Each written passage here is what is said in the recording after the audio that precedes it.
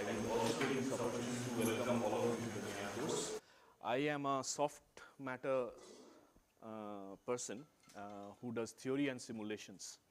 So what I'm going to be talking about is simulating soft matter systems. Now, the first and foremost disclaimer is that one presentation or one thing is it's just not possible to cover everything, right?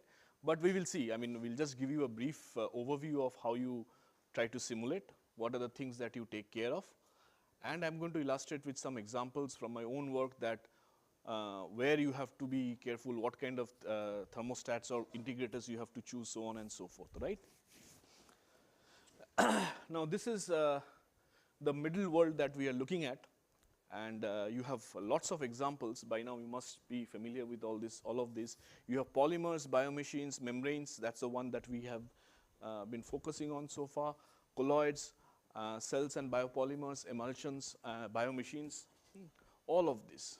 Now, what is interesting about all of this is that what distinguishes them from a matter which is hard like this is compared to what when you press your skin, it deforms. But if you press the table, it doesn't deform that easily because the energy scale for soft matter system is always of the order of kBt, right? And this is characteristic of all soft matter systems. As physicists and particularly people, theoreticians who like to model, our first and we love to coarse grain. So all of these blobs that you see over here, all of this have really very detailed microstructures. I mean, chemically, if you look at it, they have a lot of microstructures, but we are not interested in these microstructures. We are rather would like to see if there is some kind of universality that comes up, some kind of robust modeling that we can do, right? I mean, in chemistry, you will probably see that you can change this, the bonds, you can change the elements, and you will have something different, but the physical behavior, the overall collective dynamics would probably remain the same. And what we are interested in is this cooperative mechanism in such soft matter systems. So as the joke goes that we are always interested in a spherical chicken in a spherical world, I mean three-dimensional world. So that's how we always love to coarse grain, right? Now, molecular dynamics or simulations in general uses extensively what is called the principles of statistical mechanics. Whenever you start doing the simulations, you must have your stat mech absolutely correct. Why is that? Because essentially you are looking at an n particle system, right? N can be very large or moderate or very small. I mean, but so once you look at n particle systems, you must be thinking about, then the question comes in mapping with the experimental conditions, right? Most of the experimental conditions are most likely open systems or systems which are kept at a constant pressure, right? So, therefore, choosing the ensembles is extremely important in your simulation. The microcanonical ensembles that mostly used are NVE, which is the constant particle number, constant volume and constant energy, and the corresponding one is constant particle number, pressure, and the enthalpy is the conserved quantity here, right? Now, the counterpart, the canonical counterpart to an NVE ensemble is an NVT ensemble, where basically you have attached a thermostat to the system and kept the temperature constant. So, here what you will see over here is if you measure if you do an NVE simulation, the particle number remains constant, the volume remains constant, and if your integrator is correct, then your energy should also remain flat. What will fluctuate is the temperature. On the other hand, in an NVT ensemble, you will see that the temperature will absolutely remain well within 1 by square root of n, it will going to remain constant, but its volume is going to fluctuate. Now, thermodynamics of course deals with these macroscopic quantities. Thermodynamics does not care about fluctuations. The fluctuations come in statistical mechanics. So, if you measure these fluctuations, you can measure the sum of the material properties of the system. For example, in an NPH ensemble, or if I measure the volume, see in an NPH ensemble, the pressure is going to remain constant, but the volume is going to fluctuate. How much the volume is going to fluctuate will depend on the compressibility of the system. So, if you measure the volume fluctuations, you are going to get the compressibility of the system. right? If you do an NPT simulation of a liquid, if you measure the volume fluctuations, then you're going to get the compressibility at the constant temperature. So thermodynamics treats these response functions slightly differently. Statistical mechanics treats them slightly differently, right? All of these are basically Hamiltonian dynamics, right? So essentially, what you have is an extended Hamiltonian. And in this extended Hamiltonian, for example, if I want to implement an NVE, I do not need an extended Hamiltonian. It's simply solve the Hamilton's equation of motion. The initial condition will specify the energy of the system, and that should remain constant. So you have to choose the density in such a way that it's a stable equilibrium point. If you choose the volume in if you choose the volume in such a way that it's an unstable equilibrium, then of course you're not going to be able to equilibrate the system.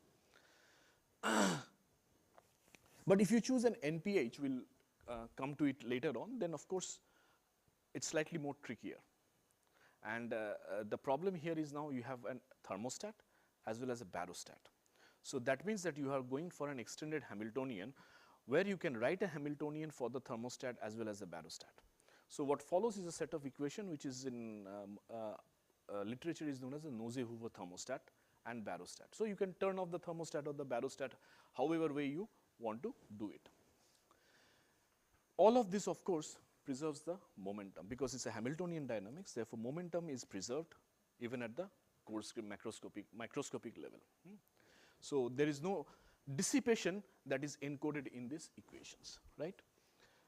What happens in a dissipative dynamics? It's extremely coarse-grained. DPD, if you take for a DPD, which is dissipative particle dynamics, basically in a DPD, you do not have an explicit solvent.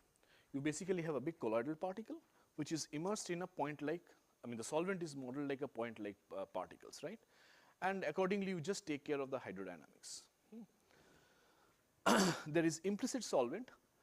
Langevin dynamics is also dissipative dynamics where you do not preserve momentum. So situations where you want momentum to be preserved, you will not use this kind of a system.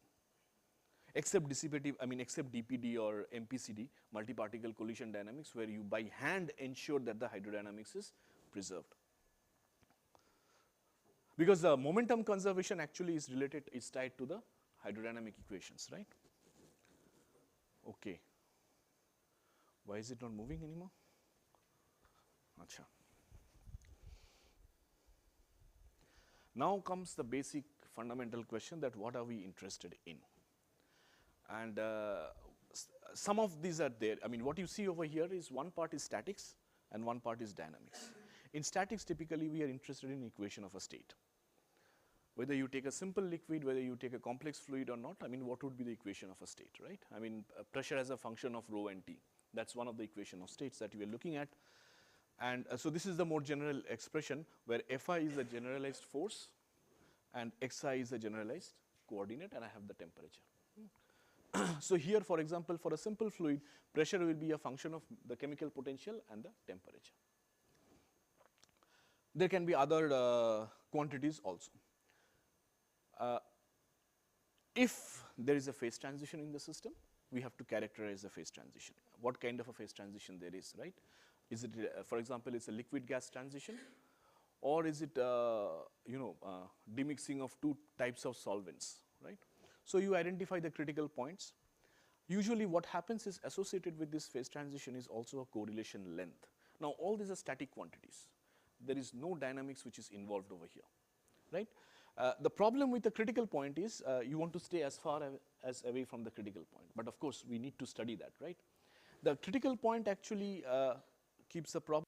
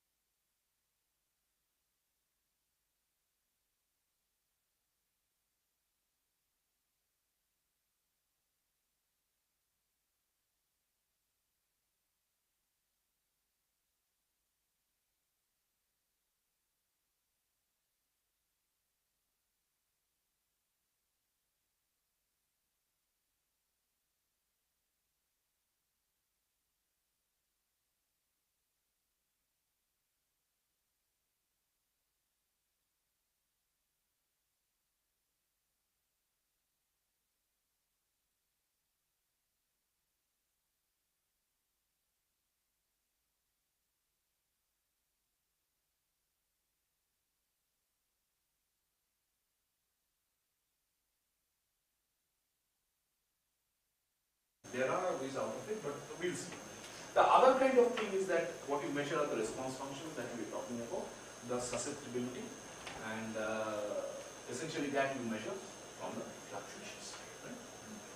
So this is one part of it which we traditionally call the statics of the system. The other part comes the dynamics. Right? And this, any time scale will always scale as some length scale to the power z. And the models that you choose, the kind of an ensemble that you choose, will determine the value of z. So this is, for example, if you look at a dynamic structure, basically if you take the density modes and if you correlate them together, you get the dynamic structure factor, or what is called the intermediate scattering function. Right? Now every mode is going to relax. Typically it relaxes exponentially. Right? And this relaxation time, again, as you approach criticality, this relaxation time is going to be longer and longer. This relaxation time, corresponding to the largest wavelength mode that you have in the system, will determine your equilibration time. Right? And you see that if this goes, for example, Z is typically for a fluid, simple fluid, or even for a binary fluid, Z is typically of the order of 2. And once you have L square, so if the correlation length goes one order of magnitude, your time scale goes 2 orders of magnitude.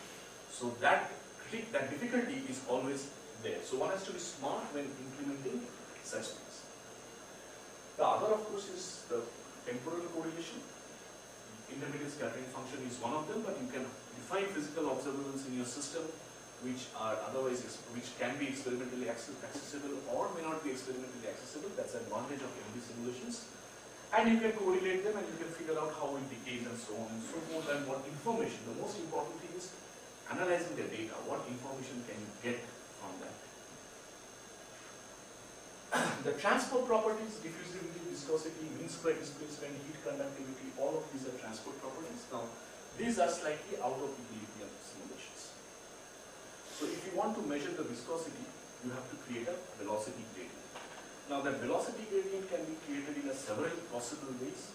You can artificially put in a velocity gradient and measure the shear and the strain and the stress. Heat conductivity, you have to put a temperature. But these are all out of equilibrium simulations. Fortunately, this is where linear response comes. Linear response comes, and linear response tells you that all of this thermal conductivity, viscosity, diffusivity, essentially I can write it down as correlation functions of the equilibrium correlation functions of the respective fluxes. Right? So for example, I can use the green cube. I can figure out the diffusivity from the green cube using the velocity-velocity correlation. Right? I can figure out the viscosity from the shear stress correlation. So this is what is again going beyond the equilibrium simulations. Now we'll come back to it. Not too much. Again, I mean, this is too short a time to discuss everything, but we'll give you a general overview of what it is. So, just a short question here. When you're talking, can you go back to the slide where you're using this relaxation rates depending on the L power Z, and Z is different for different type of ensembles we choose? That's a good question. So, we will see in a moment when I show you some examples of it. For example, when you study fluid dynamics, right? If you choose an NVE or an NVT, the Z changes. So it's well known that is there any short answer for that? How it actually changes? It depends on the conserved parameters in the system. How the conserved parameters couple. So the more complex the system, the more difficult. I mean, more involved is the analysis. We usually have only two parameters in the system. It could be momentum or not necessarily. If you have two types of fluids, then you also have the concentration, which also remains a conserved parameter in the system. So there's a density, there's a number density. And then if you have NVT, Z is typically 2. If you do it NVE, Z is roughly of the order of 3. So it's, 3 plus x times eta. X eta is a universal exponent of the viscosity diverges, determining how the viscosity diverges near the critical point. So Onuki is a very good book to pick it up. Sorry? Onuk is a very, very good book to read.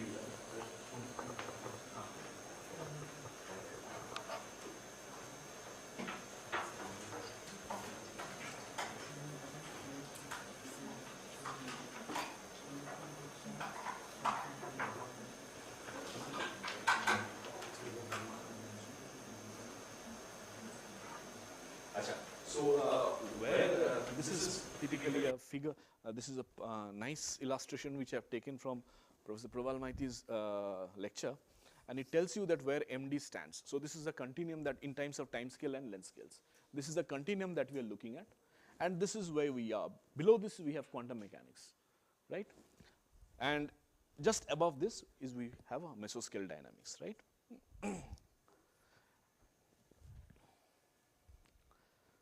This is again a figure from Allen. It's taken from Michael Allen's Computational Soft Matter.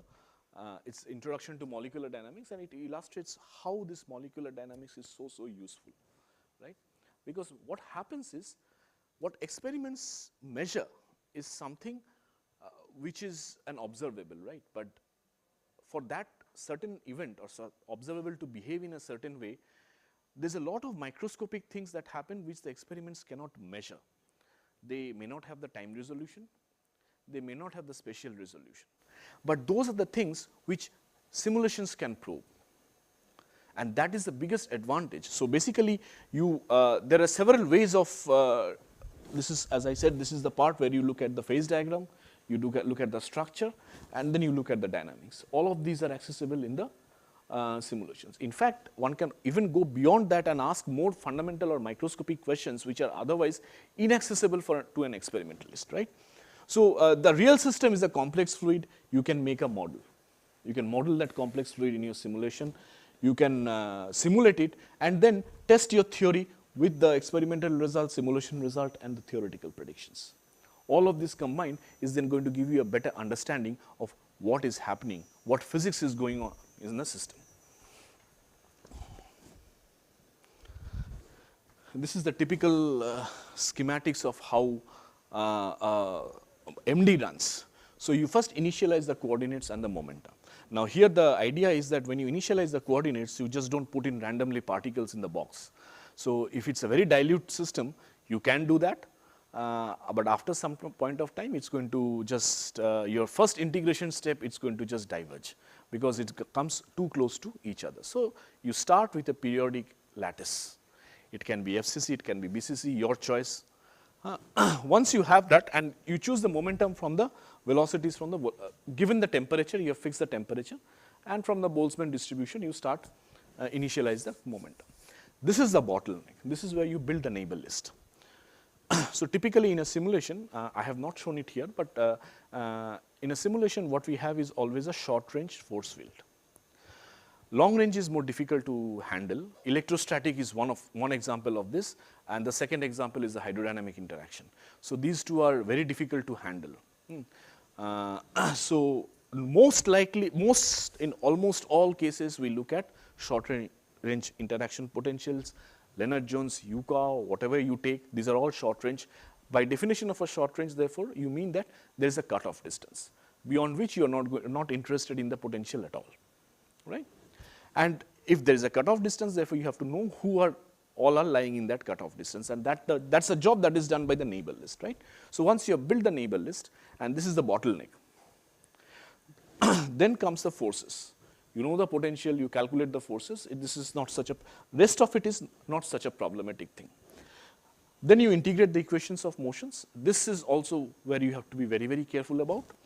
You apply the boundary conditions. So typically we have a periodic boundary conditions. I think all of you know, all of you have done simulations before, right?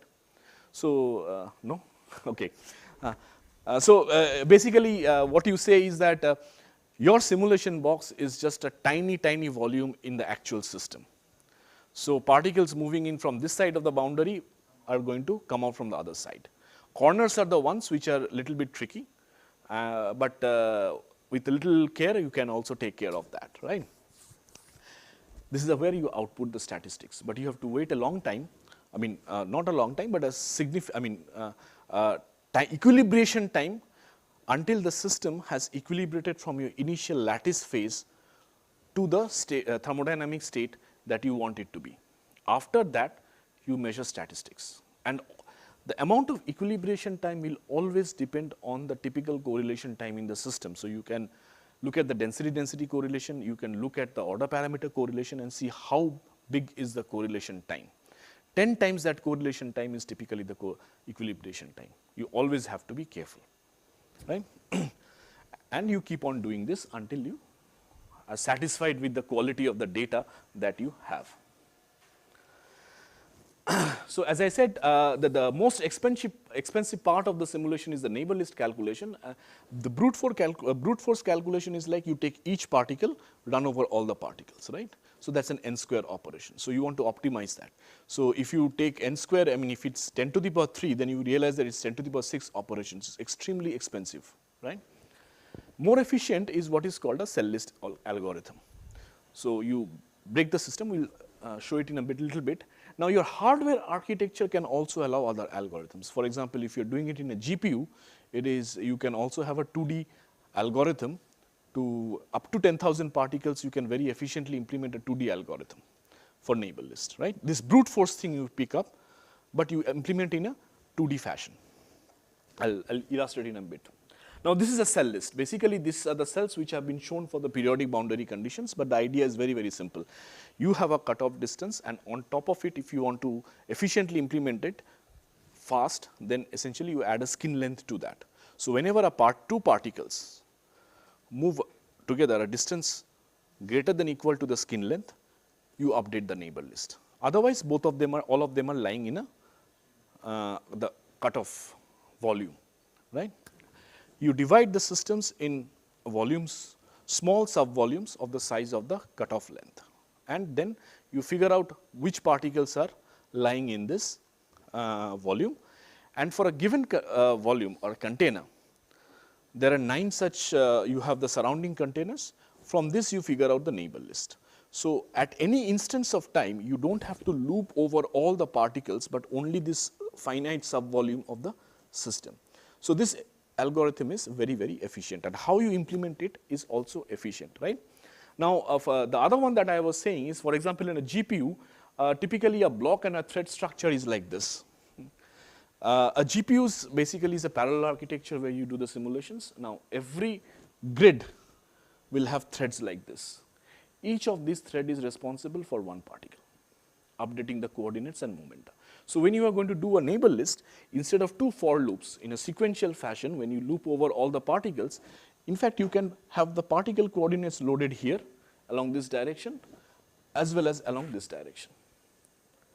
So, all you have to do is this grid has to only go over, let us say, 256 threads in this block. This one only has to go over 256. Now, this is slightly memory extensive in the sense that every block must have its own neighbor list, and you flatten or coalesce the neighbor list only after you have done the neighbor list calculations, right?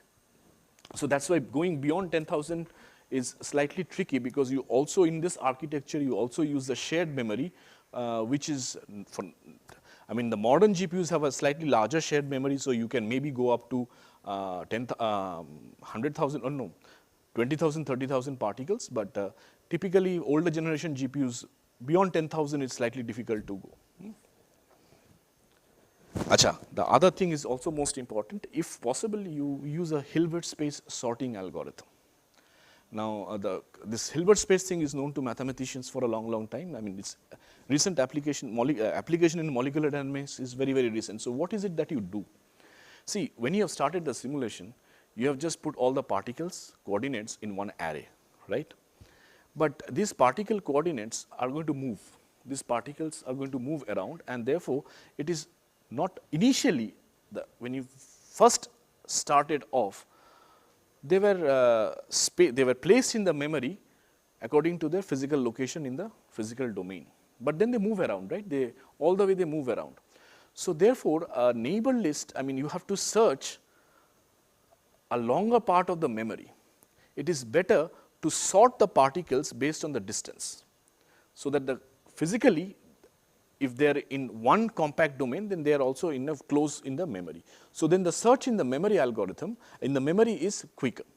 Otherwise, you have to figure, I mean, when you do the physical search in the hardware, then you have to go from one physical location of this memory and the other particle might be located at the other end of the memory block. So that takes time. If it was just immediately in the neighborhood, then it's faster access. Very quickly you can do that. So that actually speeds up the whole neighbor list calculation process.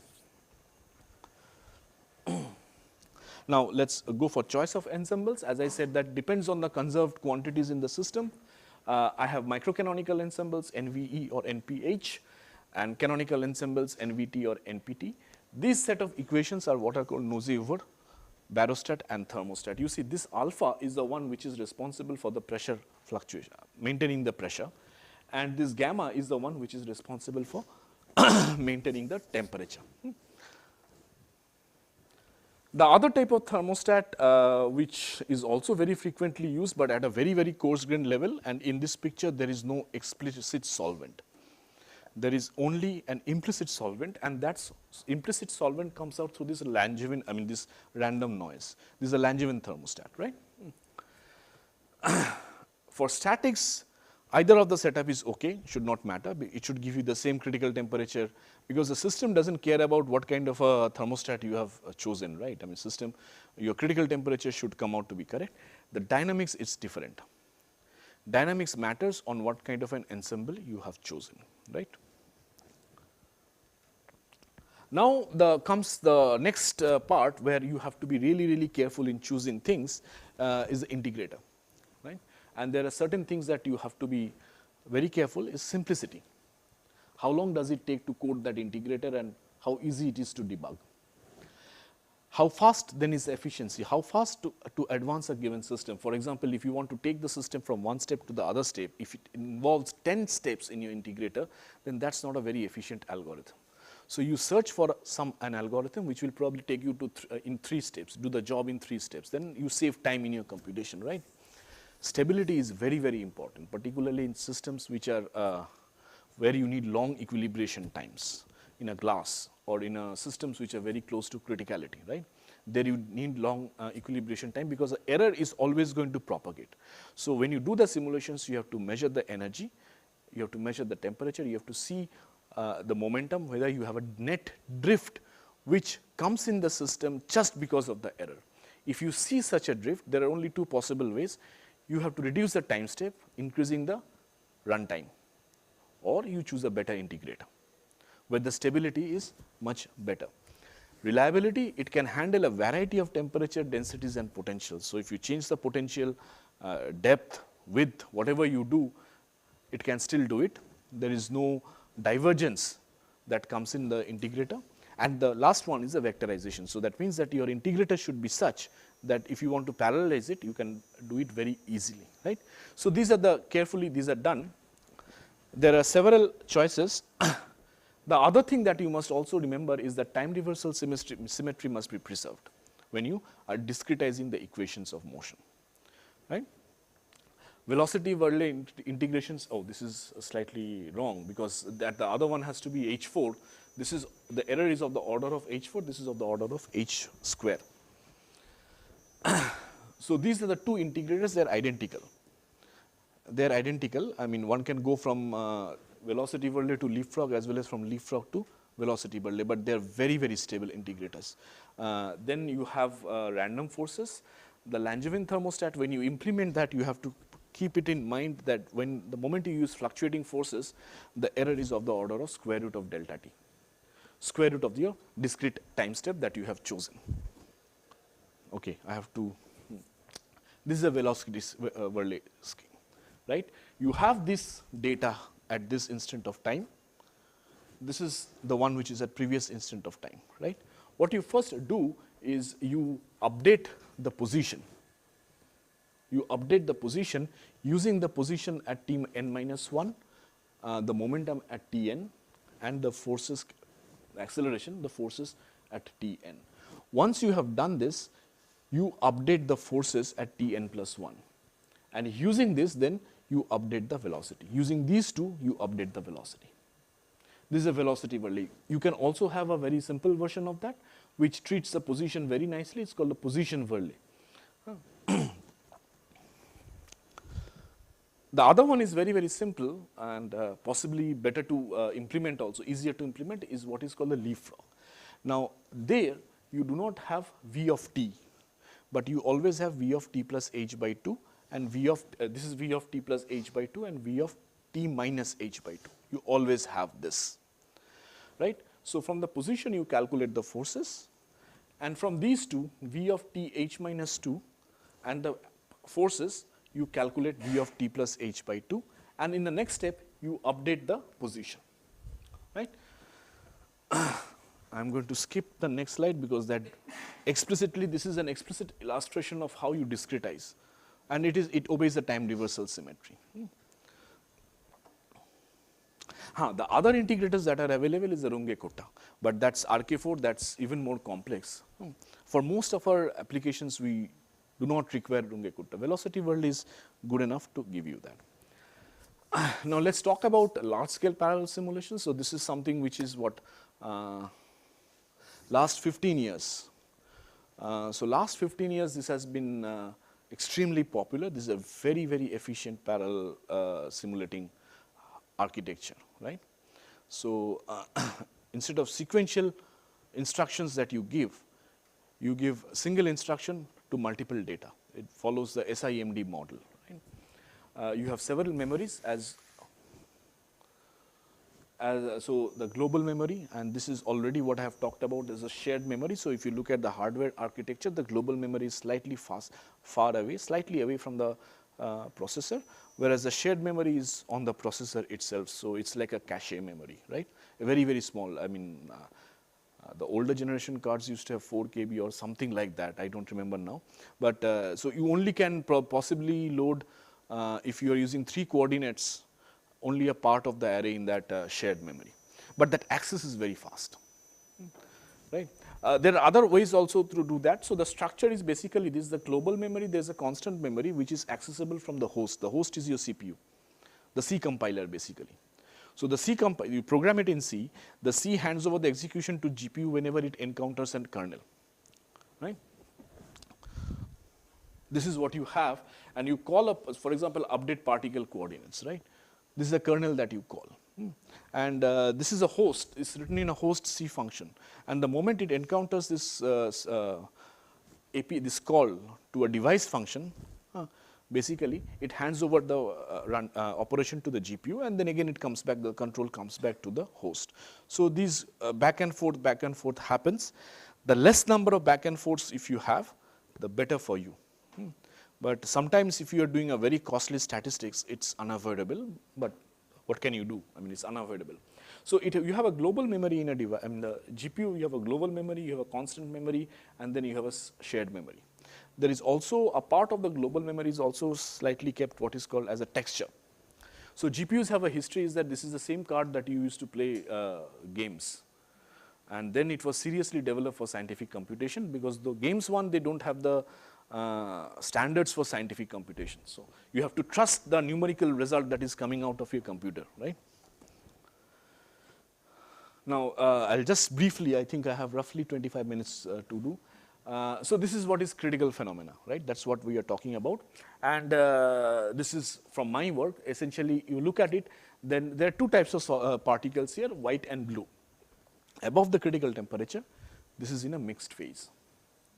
If you keep on going down the temperature, it demixes to a different phase. I mean, you have a clear demixing of the 2 liquids, right. So, this is mixing demixing transition. I think the transition point is the consolute point, that is what it is called. So, it will have the normal liquid vapor transition, but this is a separate transition. So, this is, so in order to study this, you have to be in the high density regime. If you go, let us say if you do take the density too low, then you are going to hit the liquid vapor transition before you hit this point. So, you typically densities here, for example, the density has been set of the order of 1, right. Now, critical singularity in the response function, the susceptibility will diverge. The small epsilon is the T minus Tc, right, and the specific heat also diverges, the correlation length diverges, and the time scales also diverges with the length scales.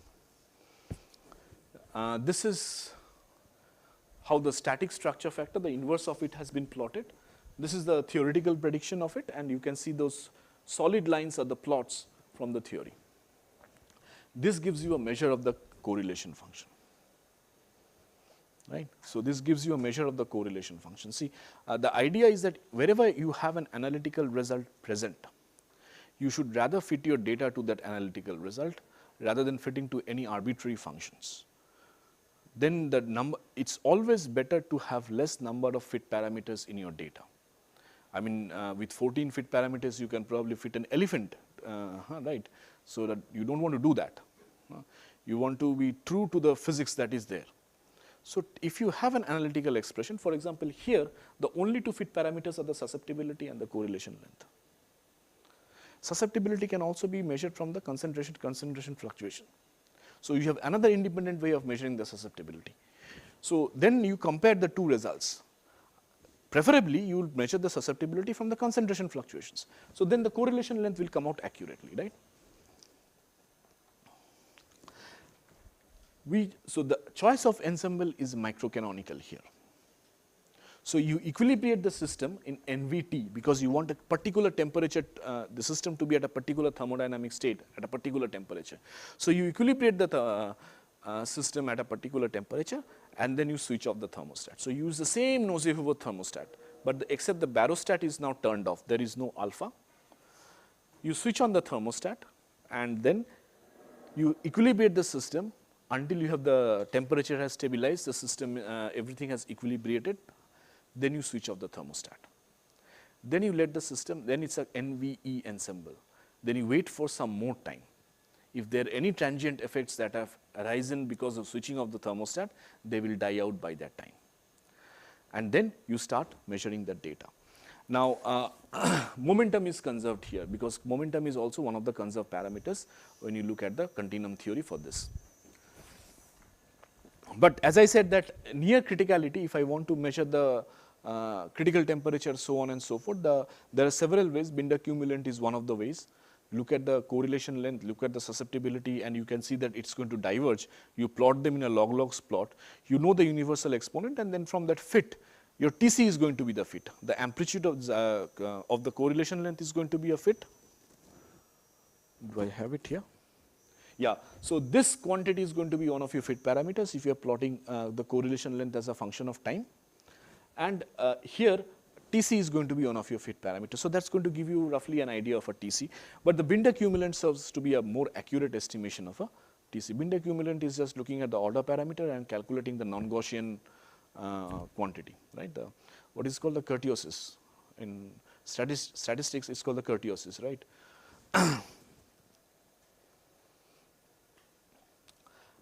But there are other ways also, and that's where the finite size scaling comes extremely handy. So what you do is, you take the same set of simulations, you divide the systems. Now, typically if you want to determine the statics, you will do a Monte Carlo. That's a standard thing, you always do a Monte Carlo, right?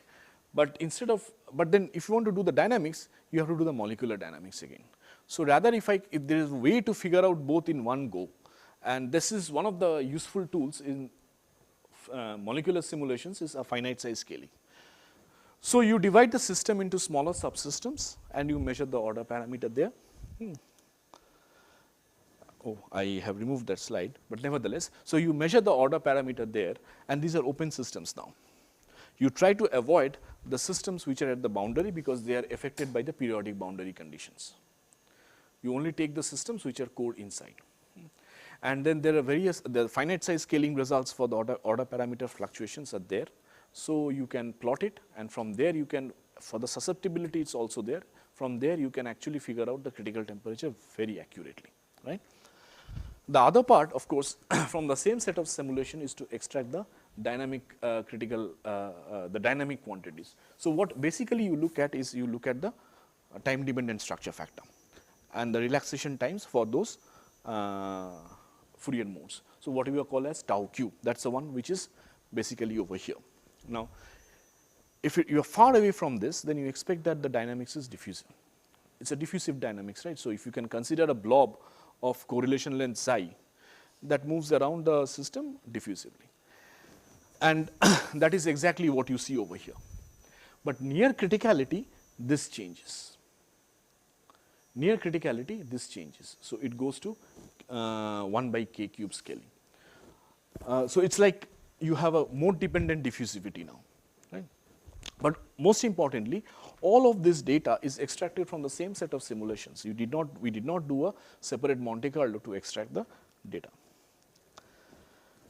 Now we are interested again. So again, what we are looking at is a phase transition in a 2D colloidal system. But now I am not going to use a Nose-Hoover thermostat. I am just going to use the Langevin thermostat, because momentum is no longer a conserved quantity here. It's a 2D system. The phase transition happens in a different mechanism. It's a defect mediated phase transition.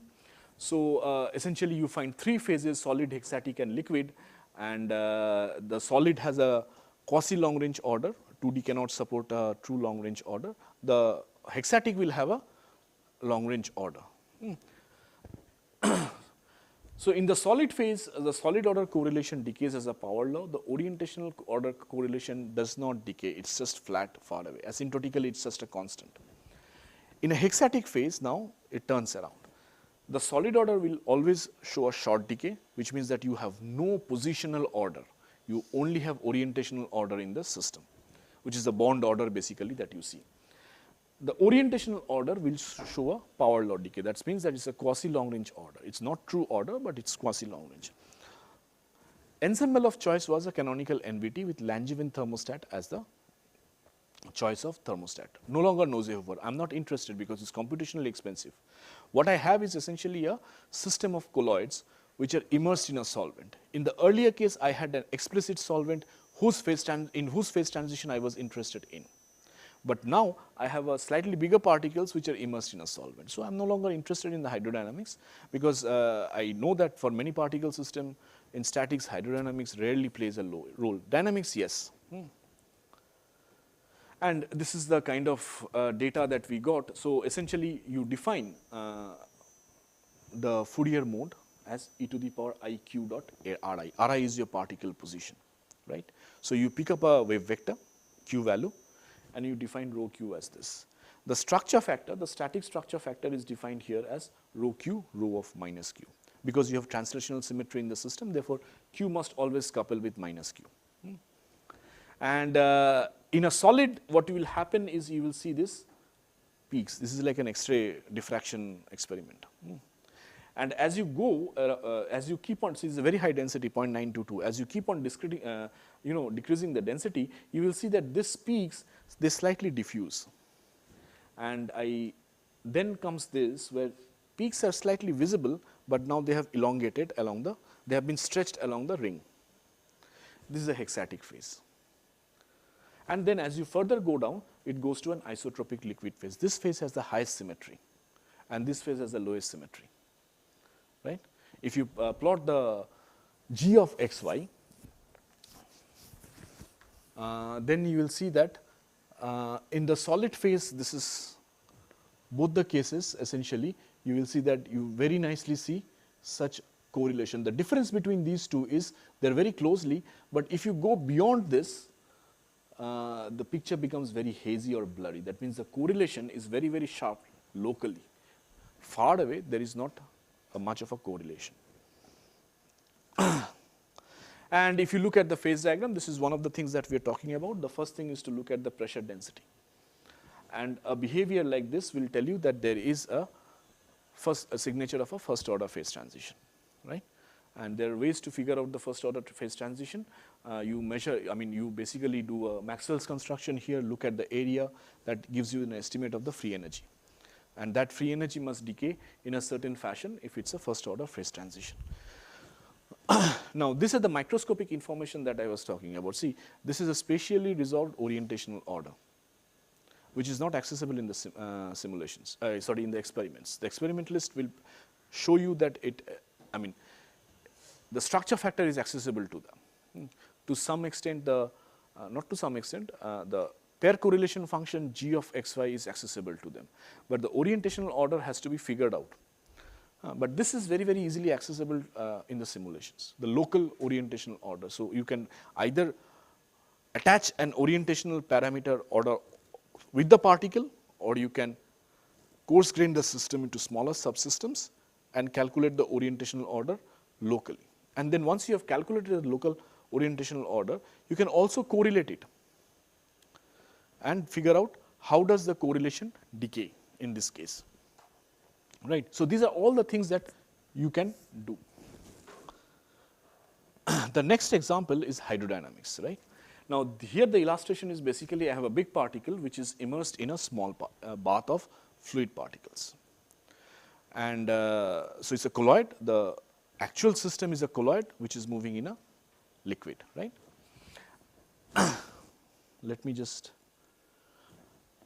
these are all well known things. I mean, we have seen them n number of times in our lives. This is a Langevin description of it, and I have the Stokes-Einstein relation, the velocity autocorrelation function in the Langevin description tells me that it's going to decay exponentially at all times, but this is not true.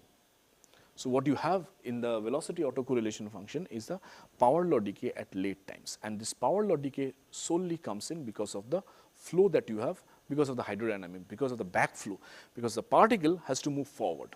In order to move forward, it has to push the liquid. Now the liquid circles back and gives a feedback to the particle. It's this circling back, it's a vorticity which you have created over here that is going to give you a power law decay in the velocity autocorrelation function. In this simulation, one has to be very, very careful. You have to resolve timescales of the order from this to all the way up to this, right. So you have to, your simulation has to be very, very efficient. We are talking about almost like 10 to the power 8 time steps in the simulation. This is the production run. Before that, you have an equilibration run which is of the order of 10 to the power 7. So you can imagine the runtime of your code. So if your code is very poorly written, if it is not properly written, efficiently written, then it becomes extremely, then it's just a mess for you. So you have to put in all the tricks of the trade in your code to ensure that your simulation runs within a reasonable period of time. I mean, 3 months is for one is not a reasonable period of time, possibly 3 days, right. Now, it also illustrates some of the characteristic time scale. This is the one that we are talking about, the vorticity diffusion time. It's typically determined by the viscosity of the solvent. This is the inertia part. So this is the particle inertia is going to determine a time scale. The friction and the particle inertia is going to determine this. And then, of course, you have the colloid diffusion time, which is determined by the diffusivity, right. I want momentum to be preserved here, because otherwise I will not get the power law decay. I will not preserve, if I don't at the micro scale, if I don't preserve the momentum, don't conserve the momentum, then hydrodynamics will not be, hydrodynamic laws will not be obeyed, because hydrodynamics is just a coarse graining of the microscopic picture, right. So if the underlying Hamiltonian dynamics is not hydrodynamics, sorry, underlying dynamics is not Hamiltonian, I will never have hydrodynamic equation of motion in the system. So here, of course, I choose the Nose-Hoover thermostat because it's more close to the experimentally realizable, where it's the system, you put a particle in a water and it's an open system, it's connected to the atmosphere, so the pressure actually remains constant. Most of the experiments you see are pressure is the one which is, it's under constant pressure. Okay, we have already seen those equations. Now this is an illustration. So you see, this is a power law decay. Your Langevin, this is an exponential decay, and your Langevin equation would have said that it would have decayed like this way. But in reality, it doesn't do that. Alder and Wainwright were the first ones to show this, long time back. What is interesting here is now I can measure the friction coefficient on the particle and the fluctuation dissipation. In such cases where I have a spatio-temporal correlation in the system, I move away from the Markovian description of the Langevin to the generalized non-Markovian description of the Langevin of the colloid, right. And when I have a generalized Langevin equation, basically the friction term, which is gamma v, is now replaced by an integral gamma v minus t minus t prime v t prime. This is again the linear response thing that we are talking about. It just arises from the linear response, the more general linear response. Now consequently, the friction, the Stokes friction that we have studied is only the steady state friction, which is in the limit of omega to 0, right. So you have actually in reality a frequency dependent friction. And this is the experimental work which was published in Franoche in 2011. These are results from the simulation. So if you measure the power spectral density of the thermal forces, the fluctuating forces, right, then actually this is the part you see which is identical to that, it's because this is the compressible part. This is where the fluid is, incompressible part, this is where the fluid is incompressible. And the knee that you see over here is the sound mode. This is where the sound mode comes in.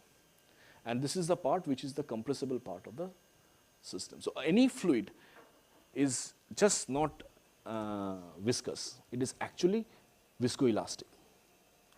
So what is the difference? It's like a spring and a dashpot. So if you give an impulse, right, you expect that, if you expect that impulse to decay out, to be dissipated immediately, that doesn't happen, right. If that impulse is at very high frequency, then the medium surrounding it behaves elastically. So it's like, it's going to deform like you have a motion in a solid, a colloidal Brownian motion in a solid. Surrounding solid is going to deform, you are going to create the shears, strains and so on and so forth.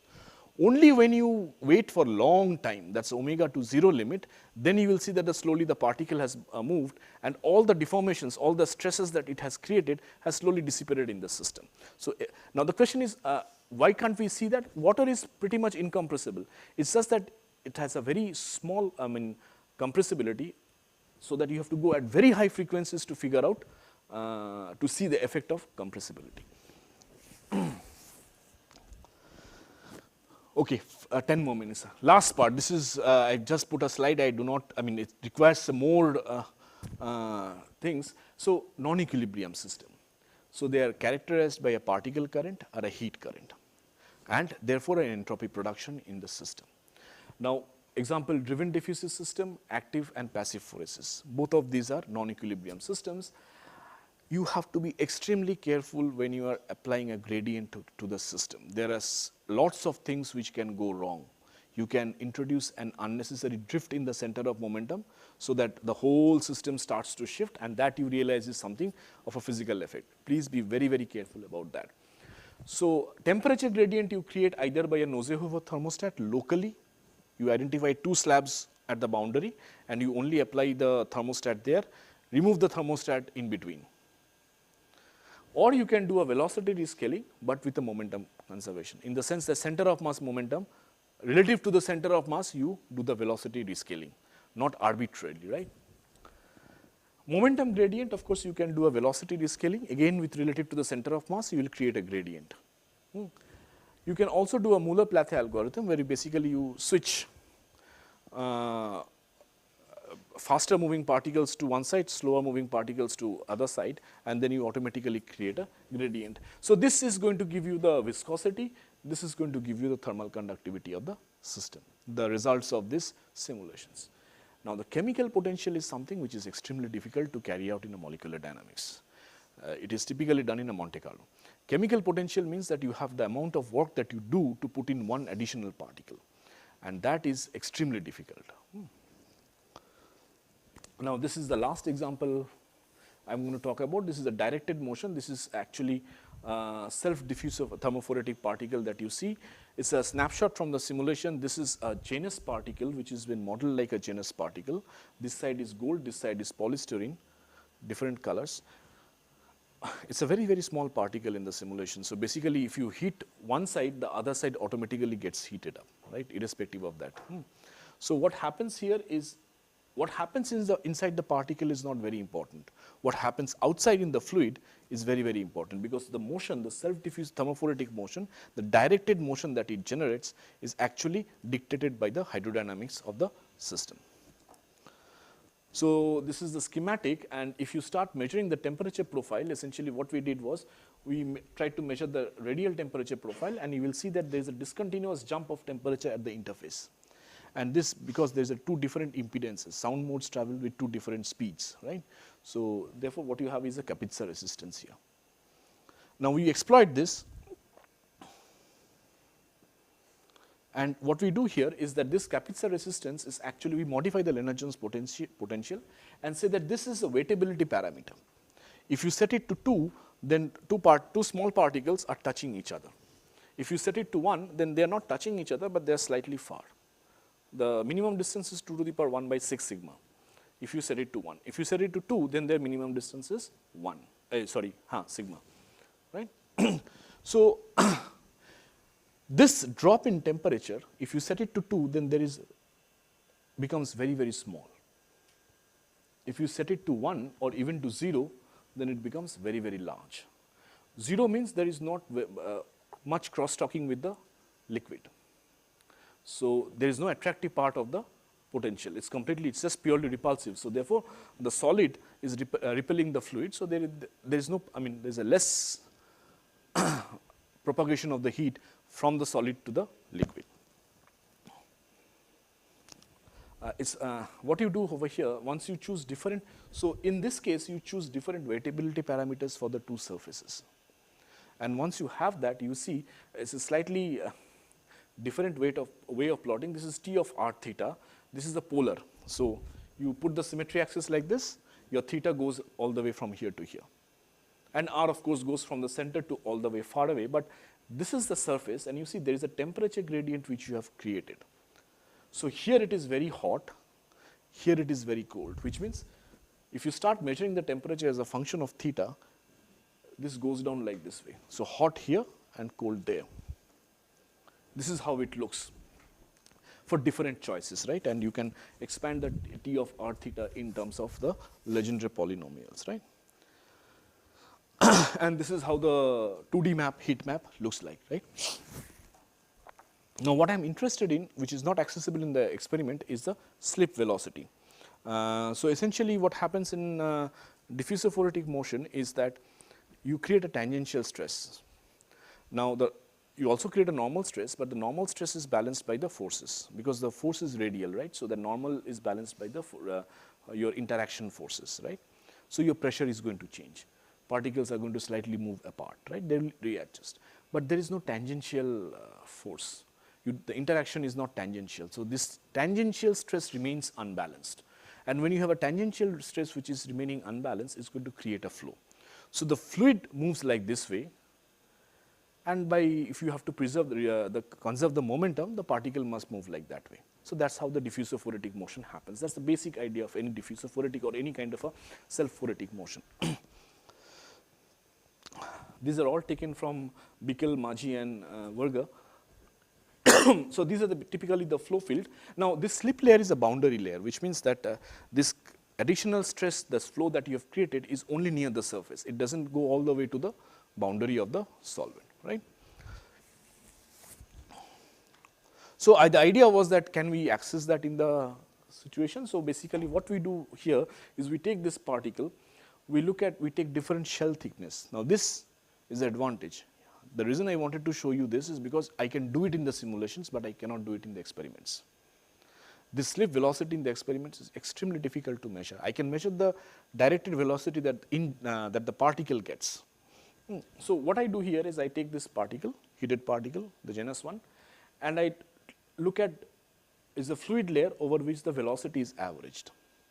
I will change my S, right? Do I have? Yeah. So this is u of s theta as a function of theta. Now I keep on changing S, right? So the first one is 0.5 sigma, this is 1 sigma, then this is 2 sigma. So your statistics become good, and you sort of start to see that there is a trend, right? And this is how exactly the microscopic picture looks like, the flow field.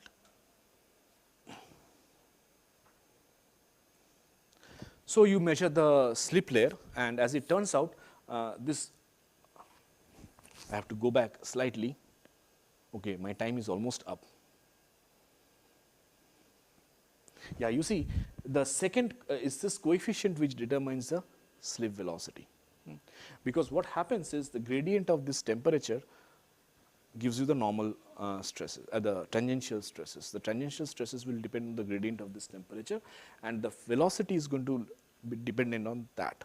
So these coefficients will determine that, in particular B1. So what we do is here that for different values of B1, we plot it, and we see that for both active and passive cases, you see passive cases, in both the cases, there is not much dependence on S. S is again the layer that you are talking about. But for active cases, there is a dependence.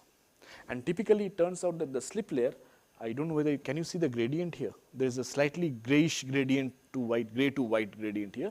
and that gradient disappears at 2.5 sigma, typically of the order of the interaction range.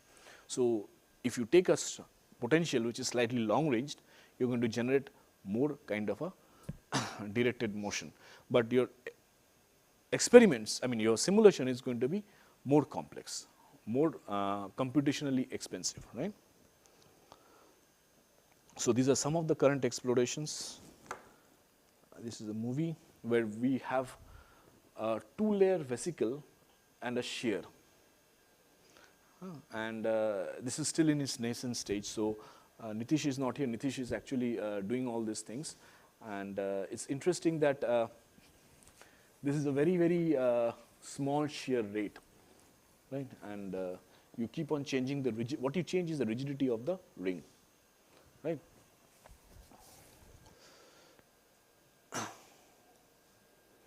So this is same thing, but now I'm going to ask a different question. So the reason I want to show you here is the kind of questions that you ask.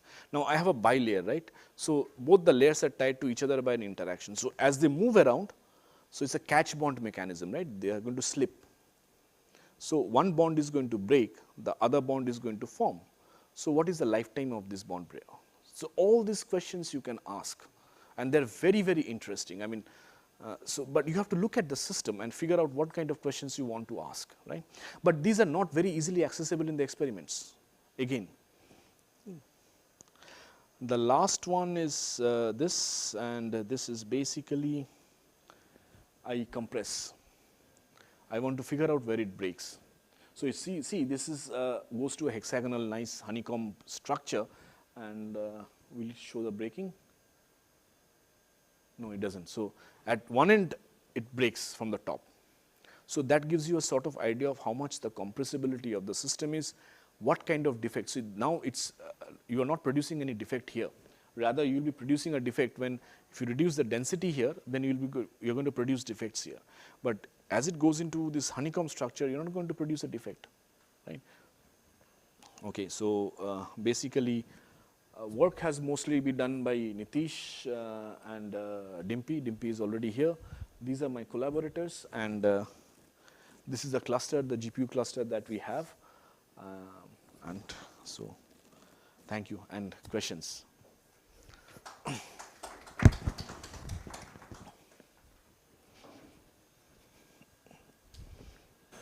Yeah. Yes, thank you very much.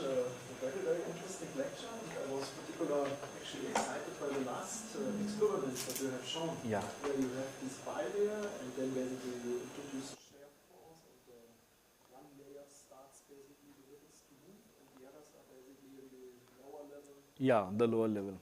So there is slightly, I will add something to that. The inside viscosity and the outside viscosity is different.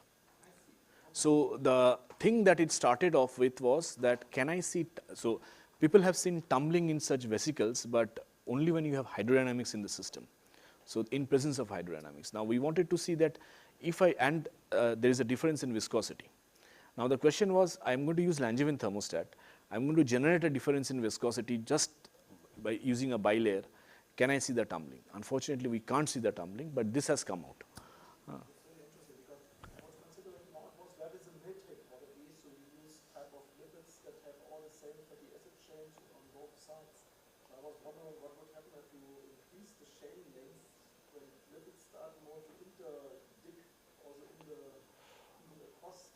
In-house, okay.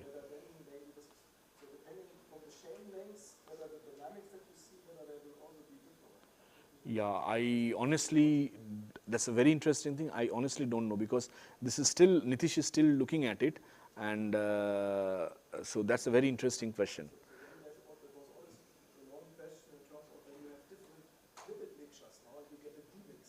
Hmm. So you get basically two types of lipid areas, and you would have it on both sides. How strong would be the coupling between the two, let's say, domains between the inside and outside? I think with your approach that you have, if you then go to more complex. Yeah. So adding the tail and the head to the lipid is not an issue. But this is a very interesting, because if I now have an extended, it also makes it slightly interesting is that it now makes it anisotropic.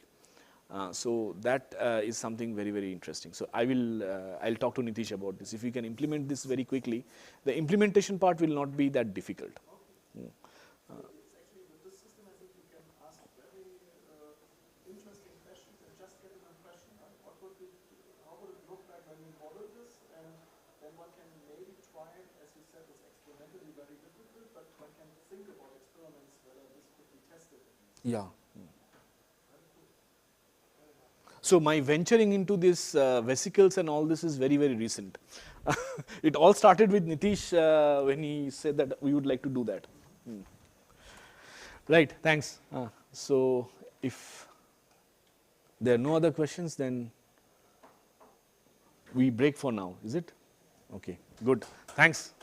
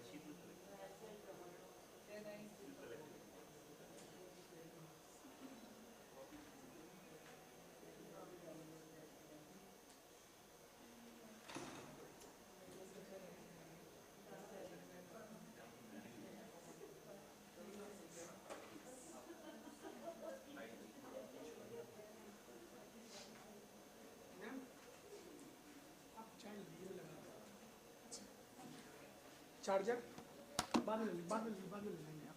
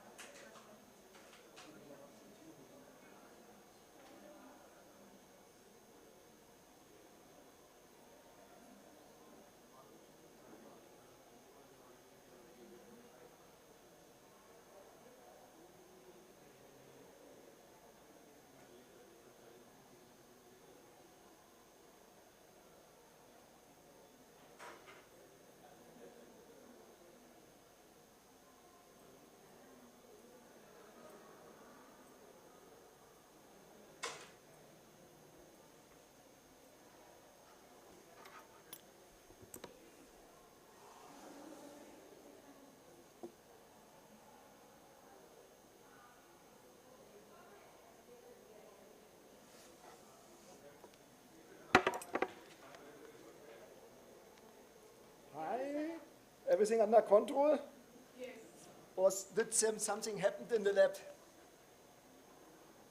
Lab, everything fine?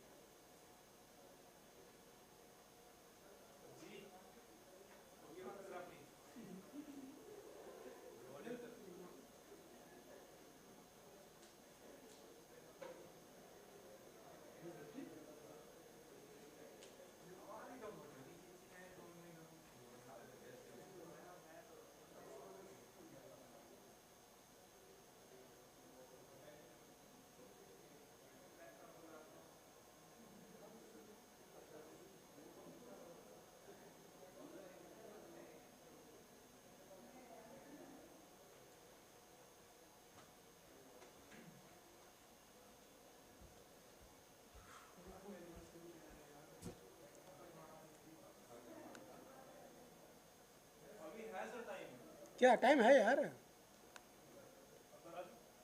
उधर ही खाओ इधर नहीं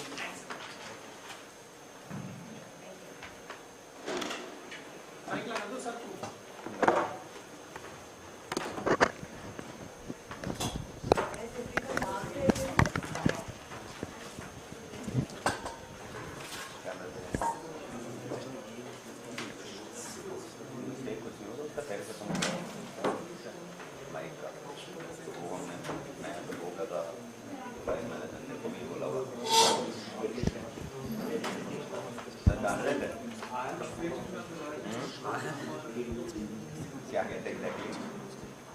रहे थे यार कि जिम्मेदारी लो ये सो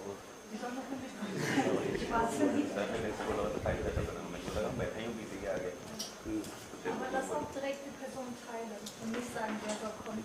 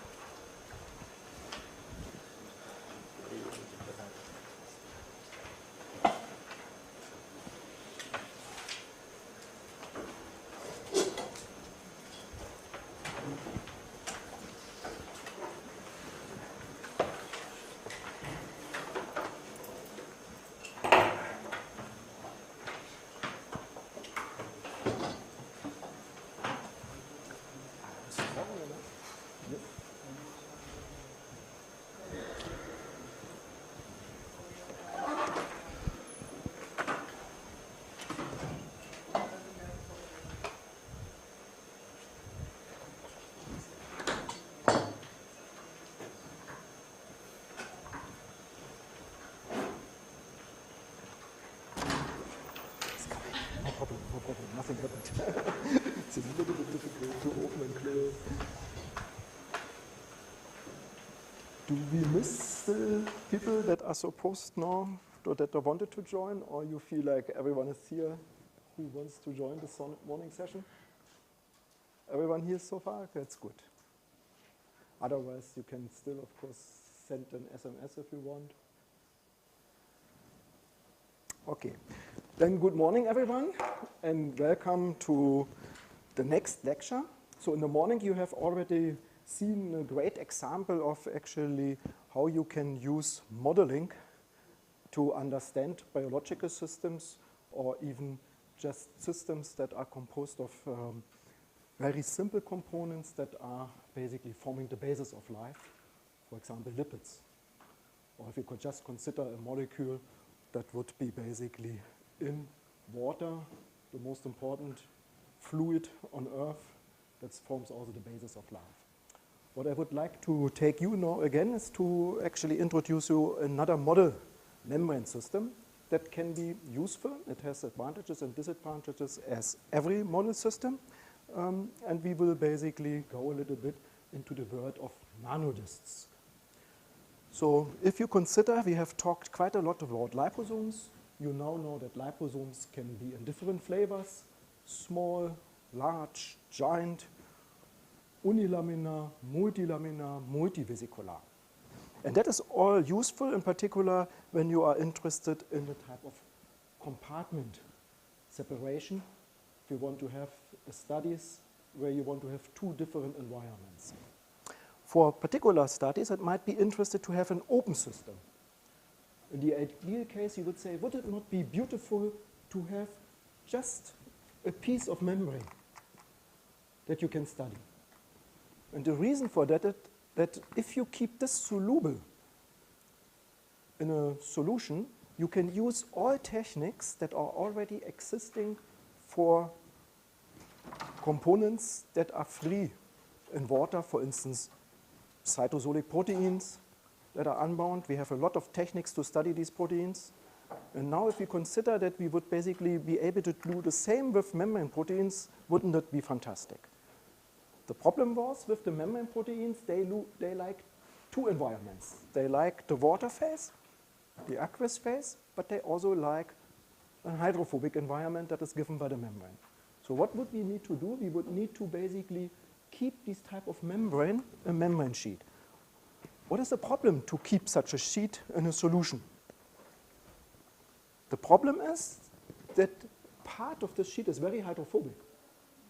You have basically here lipids that are facing with their head groups the polar environment. You have lipids on the other side, because it's a bilayer, that are facing the aqueous phase. But you have here in the middle you have this hydrophobic core that doesn't want to be in contact with water.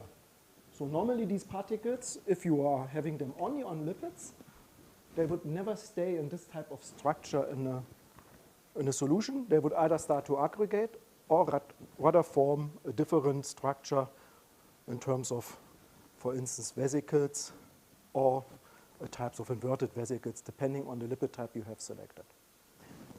So people came to thought about how can we basically stabilize just a sheet of membrane? How can this be possible? And there's an example in our blood where lipids basically need to be transported also from one part of the body to the other.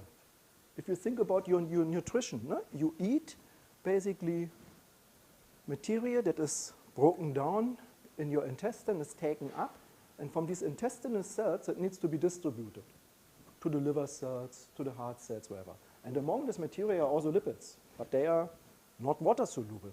So nature needed to develop basically a trick. And the trick is that nature, and you see it here also illustrated, is using the help of proteins to actually cover the hydrophobic part. And this type of protein is also used in our body, comes basically as a part of lipoproteins that are actually swimming.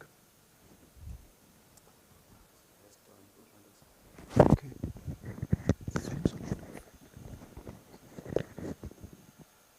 Super, thanks a lot. So what we are basically taking is we take the lipid sheet. Problem is this hydrophobic side. And we take a protein.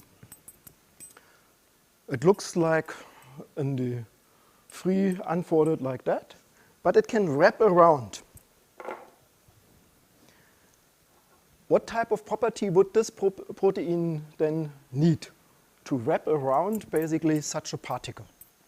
It would need a phase that would be basically like to be hydrophobic, and it needs a phase that would like to be hydrophilic. And that's exactly the property of these proteins. Of course, this model is a little bit not perfect yet. If we want to make it perfect, Tanmay, you can stay there. You only need to hold it. We make now, this protein falls into an alpha helix. You need to keep it, yes? It looks like that. And depending which amino acids you have placed, you can have a polar, a water, basically, amino acid that likes water. You can have a hydrophobic amino acid, an amino acid that likes to interact with hydrophobic thing. And if you do this now like that, this side, you would have basically on that step an amino acid hydrophilic. Next amino acid follows hydrophobic. You get a two-phase protein. This one would like to be around an hydrophobic phase. And on the other side, it would face the water. So you make your membrane sheet water soluble. And these proteins are called belt proteins. Okay? They are belt proteins, and they exist already in nature because nature needed to solve such a problem, how to transport lipids in an aqueous solution in form of these belt proteins. They are also called lipoproteins. And we basically use this type of material that already exists in the nature, but we modify it to the minimum that they only have this property of hydrophobe, hydrophile, to cover a membrane. In reality, these proteins are a little bit more complex. They contain additional domains that are important for recognizing, for instance, receptors. We are not interested in that. We only take the core. So we take a type of shortened protein that exists in nature and has this fantastic property to basically bind hydrophobic particles, lipids, and to be hydrophilic to the aqueous environment. And now you have a particle that is water soluble. Okay? And why would this be interesting? Now that could be already interesting just to study membranes by itself, but we need to then have a look. So this would be basically here our little membrane piece that is stabilized by these belt proteins. So a side of membrane scaffold protein. also called MSP proteins, a membrane scaffold protein having this property of hydrophilic areas, hydrophobic areas. Now the size of such a particle is about 10 nanometers. So there's not so many lipids in. You can calculate. Remember, we basically set the head group, it's around 0.5 nanometer. You are all very good in mathematics, so 10 nanometer, you can calculate the area. You can calculate now with the size of a lipid, how many lipids would fit in, around 70 lipids. So it's not large in terms of a membrane, but it's good enough to mimic a membrane for many purposes. It's a small piece of membrane that you have created. Okay? And of course, what you can do is basically you can also decide to insert membrane proteins in this. That goes on the cost of lipids. If the protein is very large, there's hardly any lipid left, and there will be maybe one ring of lipids. If you take a more slim person, unfortunately this is my belt, so but let's say would be here. Here you get a problem. No? If I would basically want to put more lipids in, there would be an area that is not shielded. That cannot happen. So you get thermodynamically, of course there will be dynamics or like that. But here's still some space, you see? So here I could still have some more lipids. But there's a limit. Huh? Okay, so that allows you to add proteins in. But because of the size, there's a limit. If you have very large protein complexes, maybe of integral membrane proteins, that would not fit anymore in this. But many, many proteins that we are interested in, this system already, it's very nice. So the advantage is you can basically have access to both sides. Why could this be interesting? Remember, for instance, on these receptors yesterday, we had talked about proteins that would basically on one side bind a ligand and on the other side bind a signaling molecule. And that you can now do. Because you can just add the signaling molecule and the interacting protein in the same tube, and both components will have access to the membrane protein. The hormone can bind, and then you can study whether the interacting protein also binds or not, whether the receptor becomes active or not. You can already think about, if you now add an inhibitor, you can test, does this protein still bind, or does my ligand still bind or not? So maybe you have actually in this way already the ability to screen for inhibitors. So there's quite a number of advantages of using this system. But just as a warning, it's few lipids. It's not thousands of lipids that are around. There is a size limit in the proteins that you can add. And now comes another problem. We talked about that some of the proteins that we are studying are machines that are actually motors. That means they make movements. Remember, we talked about movements like that. And if I take this here, you might, so I take a very short one. I cannot move anymore. So then the system is not good to study my dynamics as a protein because I have problems to move. While I'm like that, I can move. Okay? So the system is nice, but it also restricts eventually particular dynamics of the protein or makes them more difficult. So the energetics might change in such a system. You see, typically it requires two of these belt proteins to really cover. So you will take here one belt and the other belt just from the size that you really cover the hydrophobic part and that you would be soluble. Now you can make tricks because if you have it like that, the system is a bit flexible, right? It can be useful if you want to have a protein that really needs to move, but it also makes these membranes unstable in a way. So people decided also to make these belt proteins like that. So the two ends are linked. Now it's quite stable. With the disadvantage, it might also be restricting again movements. and the fusion of lipids and so on. So you need to decide do you need it very stable or do you need it more flexible? And you need to decide, how large you want to have it. Okay, so what you can basically do is, to get these nanodiscs, the prerequisite is you need these bed proteins. Typically, you can now buy them, but you can also ask the biochemist to basically purify those, to produce them and purify them. You need the lipids.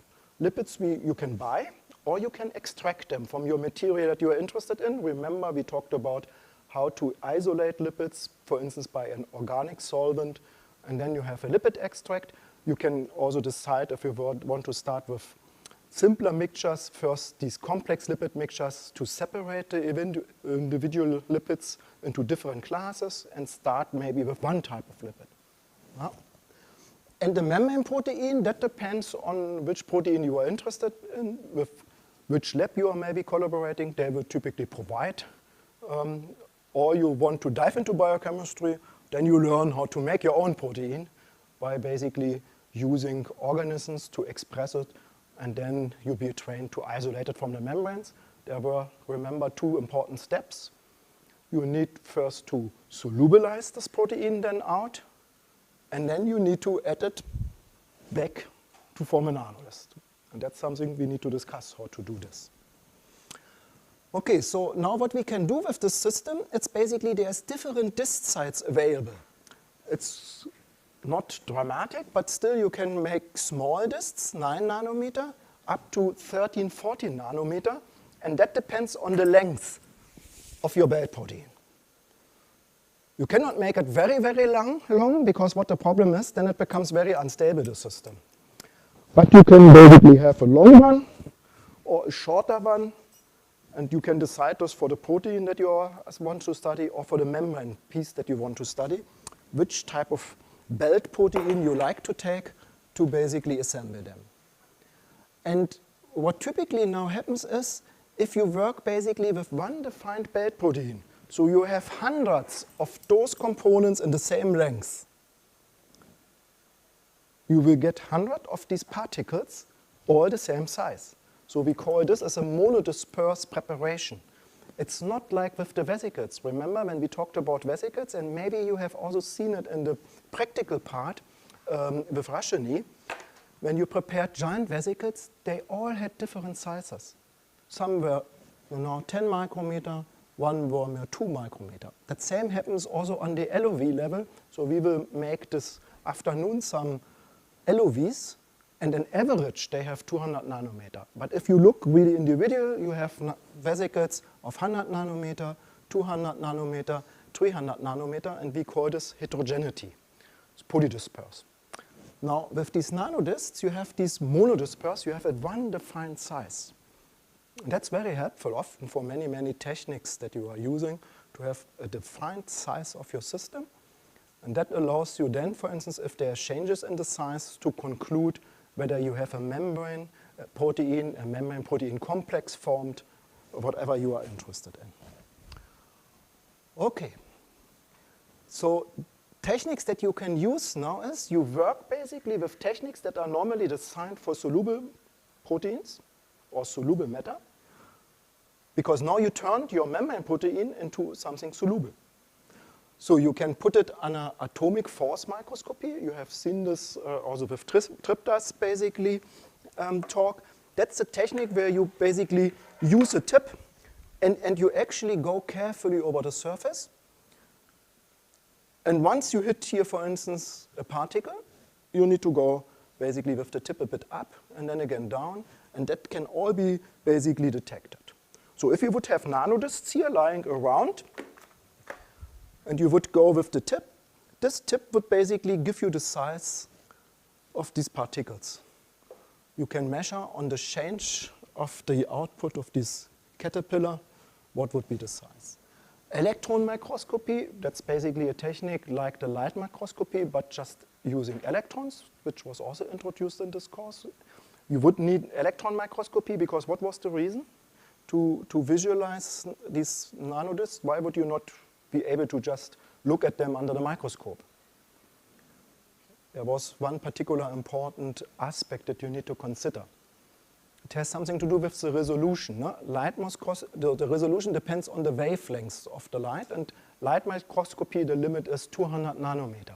You cannot resolve particles below this, but electron microscopy can this. So that's why you would need, for 10 nanometer particles, you would need to use electrons doing. So you can do small angle X-ray scattering, a technique that we go a little bit more into detail tomorrow. It's a scattering technique that gives you basically information about the structure of the particle. You can use nuclear magnetic resonance spectroscopy that can give you some insight also of the structure of the particle, of the protein, or of the whole complex that basically you can study in this technique. And you can basically use these type of nanodiscs also to put them on a surface. And you can then measure if your particles interact with other particles, with other molecules, how stable this interaction is. Because these techniques, the surface plasmon resonance and quartz crystal microbalance technique, they are very, very sensitive to any change in the surface. So basically, if I would immobilize Tanmay as a nanodist, that I can first see because the surface has changed. Now he sits here on a surface which was before empty. If he gets now basically a protein to bind on the membrane, on this membrane piece, or you have inserted a membrane protein and the membrane protein binds to the membrane protein, now he has changed his weight. He sits on a surface, but he is now heavier. And these techniques can detect this. It has something to do, I think those that are physicists can even explain it very easily, because plasmon resonance is basically a technique where you use light to induce changes in the electrons on the surface. The electron starts to oscillate. Yeah? And this oscillation is very sensitive to any change, whether it has something bound to the surface or not. You can, and if you consider oscillators, you know that oscillators are sensitive also to the weight, so that you can detect. Quartz crystal microbalance is the same. It's a quartz that you set in basically vibration. Sometimes this is also used for some clocks, these quartz clocks. So you set it, this vibration is very constant, but if you add something on this crystal, this basically will change. The amplitude and frequency will change, and that you can detect. So any change on the surface can be detected, and we as biologists don't care so necessarily how this exactly is detected. We are only interested, of course, how the changes are then depending whether there's a nanodisc, whether there's a nanodisc with a protein, or whether there's a nanodisc with a protein, and you added a protein, you added an inhibitor or whatever. Okay? Normally, if you would have a soluble protein, you would not need this. The soluble protein, you can make a surface that it's attached. It's free swimming, it can attach on these sensitive surfaces, and then you can already measure this. Membrane proteins, because of these hydrophilic, hydrophobic properties, you need to provide them with this type of little membrane environment. Okay, so how to make them? So the good news is, you don't need to worry. Why? You take the property of nature. It's a self-assembly process. We talked about self-assembly processes already. There was basically the secret when you take lipids in detergent and you take protein in detergent and you mix them. And now you remove the detergent. What would happen?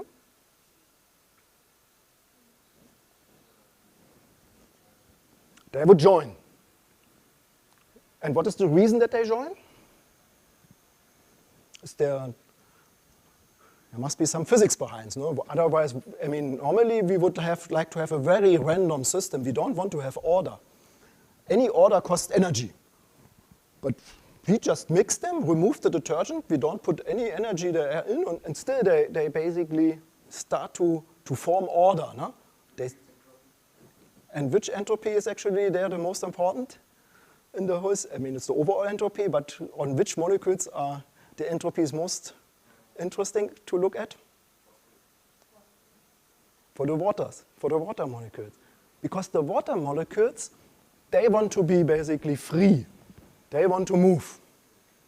But if you have basically a hydrophobic part exposed to water, then you start to get water order. You know? And so what will happen is, and we also talked in the course, the lipids want to prevent the interaction with water on their hydrophobic parts and only want to expose the hydrophilic parts to the water. And that's why when you give lipids with a detergent and water and you remove the detergent, they are not longer soluble, they need to form a structure. And the structures that can happen depend again on the shape of the lipid. And if you do this with the protein, with a membrane protein, what would be there the problem? It's the same problem because the membrane protein, hydrophobic part, hydrophobic part, this part doesn't want to interact with water molecules. It would structure water. This is basically costly. So we basically get a self-assembly. So now when you basically add this scaffold protein, this belt protein, it would have the same property, right? It is basically hydrophilic, hydrophobic. So if you just take this belt protein in water, what would happen?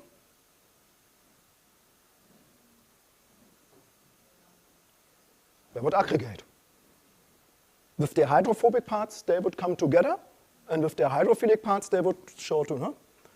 But now, of course, we not only give the belt proteins into this solution, we give the belt proteins plus maybe our membrane protein of interest plus the lipids. And what is the role of the detergent at that stage? So we have detergent here, we mix all three components. What was the role of the detergent here at that stage? To keep everything in solution. Because what would the detergent molecules do? They would basically go with their hydrophobic parts to the hydrophobic parts of the belt protein, to the hydrophobic part of the lipids, to the hydrophobic parts of the protein, so, and expose the hydrophilic part to the water, so they make these components soluble, so we are in the solubilized state. Everything, detergents, is together with the scaffold protein, detergent is together with lipids, detergent covers our membrane proteins, and since I have so much detergent, it's an excess of detergents, I even have free detergent molecules, and you can consider this like a soap. Now when you remove the detergent, the components have a problem. You have basically the hydrophobic parts free of the membrane protein, the hydrophobic parts free of the membrane protein, hydrophobic parts free of the lipid, hydrophobic parts of the belt protein also free. And they will come together to minimize this hydrophobic exposure. They will aggregate, but they do it in a very smart way, right? Because they aggregate to something like that. That sounds almost like a miracle, right? And I tell you, this also only happens when you have the right mixture. When you have the right mixture of the number of belt proteins versus the number of membrane proteins versus the number of lipids. And you typically see already that when we basically mix this and we remove these biobeads, you get this self-assembly, but as a result, you get discs with without protein and with protein. So at that stage, it will be heterogeneous. Maybe also we talked, some belt proteins might aggregate, right? Some lipids might also aggregate. So it's not that basically just mixing it and voila. It depends whether you have the right amount of each component, and still it will be at that stage heterogeneous what is formed. That's important. So, and now to basically remove everything what is not integrated, like free belt proteins, free lipids, whatever that have aggregated, we use a size exclusion. Are you familiar what it means, size exclusion? It's basically a technique where you use a type of porous material. And this porous material has channels, like this. Also like this, right? So these are large channels here, right? I can easily go through this. But there are also channels that And actually here, you see the channel is so small, I even don't fit. I cannot enter. So everything what is large can easily go to these large pores. Everything what's small can actually not go here, but can also go here. And it will start to go here and there. So everything what is small in size in terms of these channels will stay long in the column, long time, while you are flowing basically the buffer through. Because it has all these possibilities to go to all these channels. These nanodiscs, 10 nanometer, they are large. They are large compared only to the free protein, or only compared to one lipid or two lipids with detergent. So they will basically go very fast here through. They can spend any time, they don't have the choice. There's only one choice to go. Why the small material has a choice where to go, and that's why it takes very long. They will explore all possibilities. So that we call size exclusion. And based on that, we can basically separate these 10 nanometer particles away of whatever would be free detergent, free lipids still, or free proteins. And you have to do this because this self-assembly, it's random. You not only get basically nanodisc forms, and you not only get nanodisc formed with protein, and in fact here you get a mixture. Okay. So in that, for instance, here you see even there is a slight difference in the size when you have a nanodisc that would be empty. That's an elution profile. That's basically you let the column flow through, and the longer you wait up a certain moment, you know, they actually free nanodiscs, they come later than those that are containing a protein because they are larger. Those ones contain on top a protein. So if this would be the nanodisc and I would be the protein, it would be a large particle. If you only have the nanodisc, so I'm disappearing, then it's a smaller particle, and the smaller particle needs more time to pass. So you can basically isolate these particles. You can isolate, but there's a partially overlap with this. So that's not a perfect isolation, but at least a little bit. And then you can look here in an electron microscope. 100 nanometer here the scale. And then you see particle. Of course, when you look at this, you know, as a biologist, so only dirty stuff. I only see dirty things. Is there where's my nanodisc, right? But when you then a little bit zoom in, you might start to appreciate to see here something, right? But it doesn't really look like a nanodisc, right? And in fact, if you look closer, it's two nanodiscs together. That was actually a surprise for us because it starts already to show that maybe even in our system, when you make these nanodiscs, they might come together. And that might be due to the protein, and that can be on one hand interesting, but it depends on your questions that you want to answer. It can also be disturbing.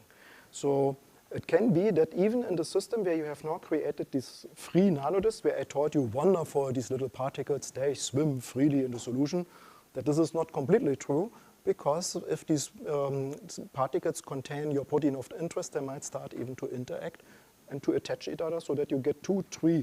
So that's almost here, you know, we think it's actually something like at minimum 2, where the protein sticks out a little bit. We are not absolutely sure, but we found many of these, when you look, many of these particles not as single particles, but rather as doublets. Okay, so now you might say, okay, it's very heterogeneous. I work basically with a sample in the end that contains basically some of the nanodiscs contain my protein, some not. In particular, if you are interested, like for the microscopy, for structure, that's not nice. You would like to have basically only the preparation that contains your protein, or you might only want to have particles that are free of your protein. So you need somehow to separate. And that's difficult, but one point would be, again, something like affinity purification, a process that we already discussed for the membrane proteins. Now, so what is the trick? You basically take now advantage of one particular property of these protein-containing nanodiscs that the other free nanodiscs without protein don't have. It could be, for instance, those that contain your protein. The protein would be very charged. And you take basically a matrix that has the opposite charge. Then it would stick here. And the rest of those particles that don't carry the protein, you would wash away. That means now all your particles are in the column. They are sticked. But now you can make a trick.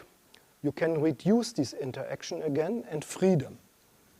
Do you have a suggestion? So let's say if we would have, for instance, electrostatic interaction. Tanmai would be negative.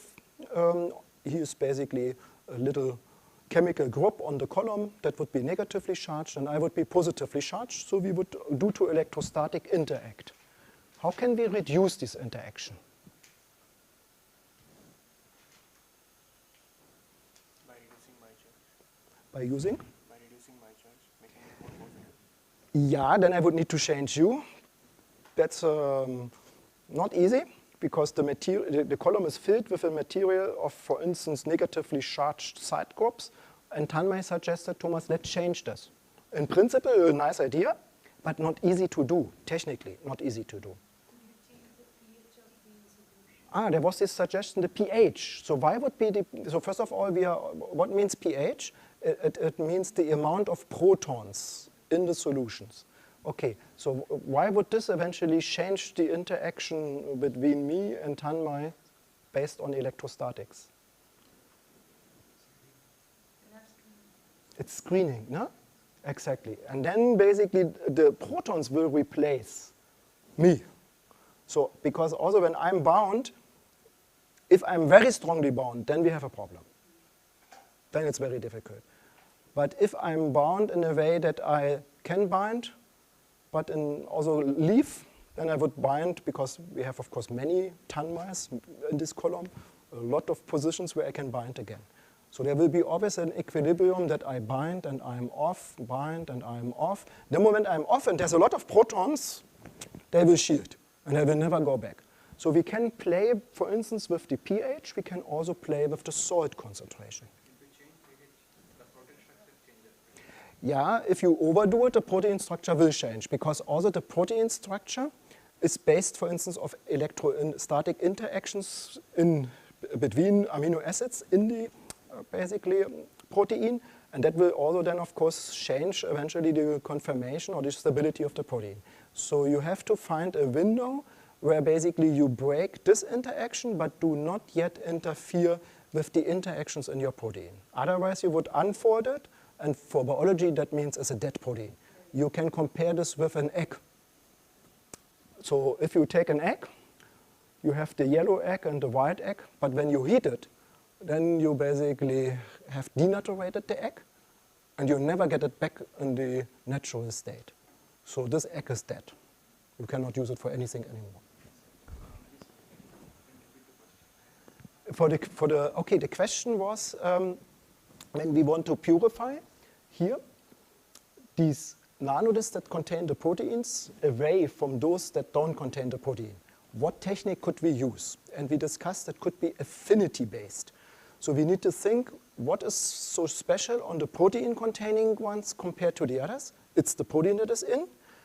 And now the protein has a particular properties. It could have, for instance, charges.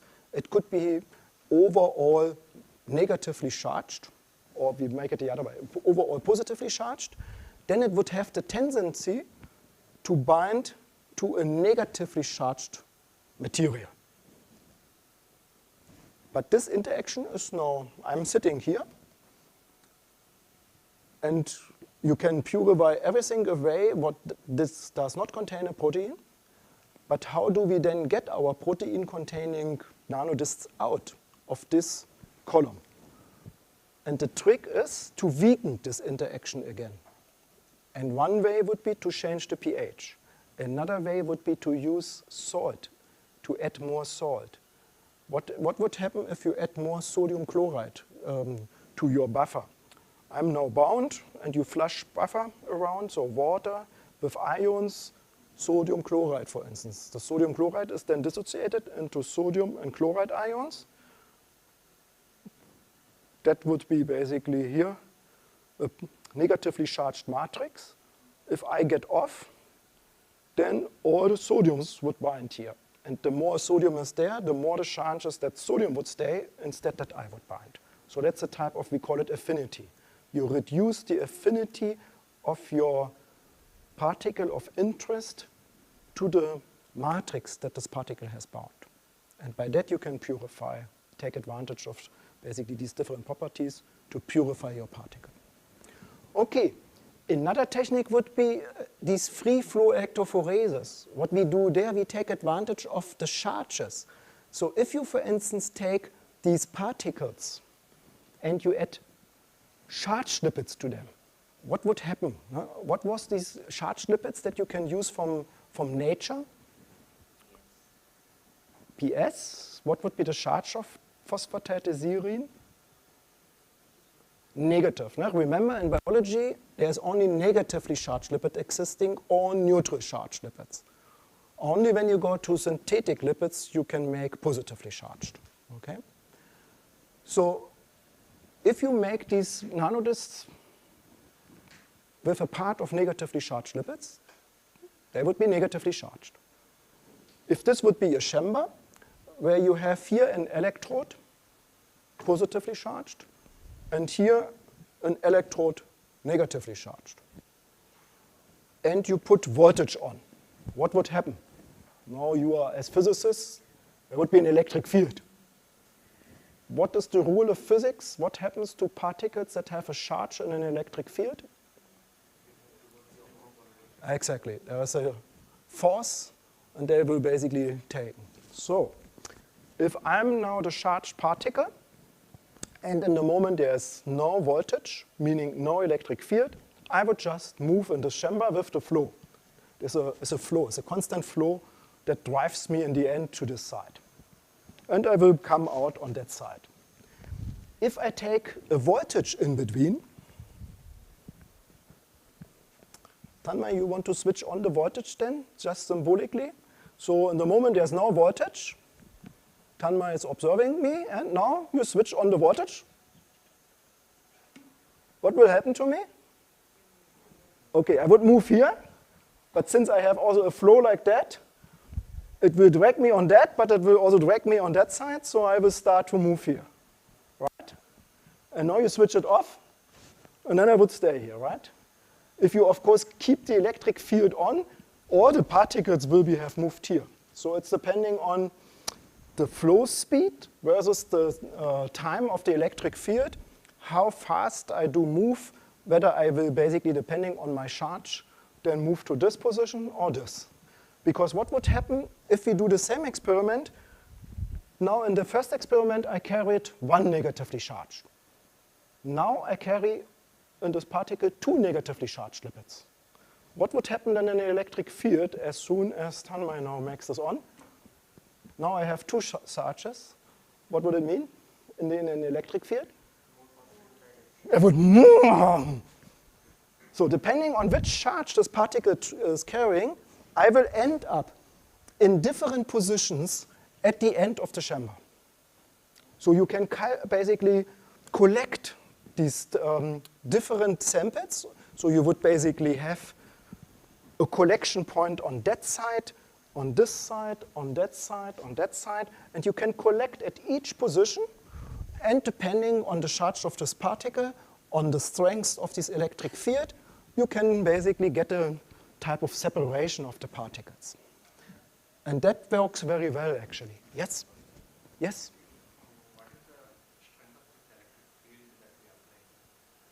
Yeah, I would need to calculate it. I can tell you it's 200 voltage. Now you can calculate, because what would you, oh, you are a physicist, I like this. So you have 200 voltage. Would this be enough to calculate the strength of the electric field? What would you need to know from me? What would be all parameters now important to basically calculate the electric field in this chamber? I like this question because biologists don't think about it, but sometimes it's good to think about it. Yes?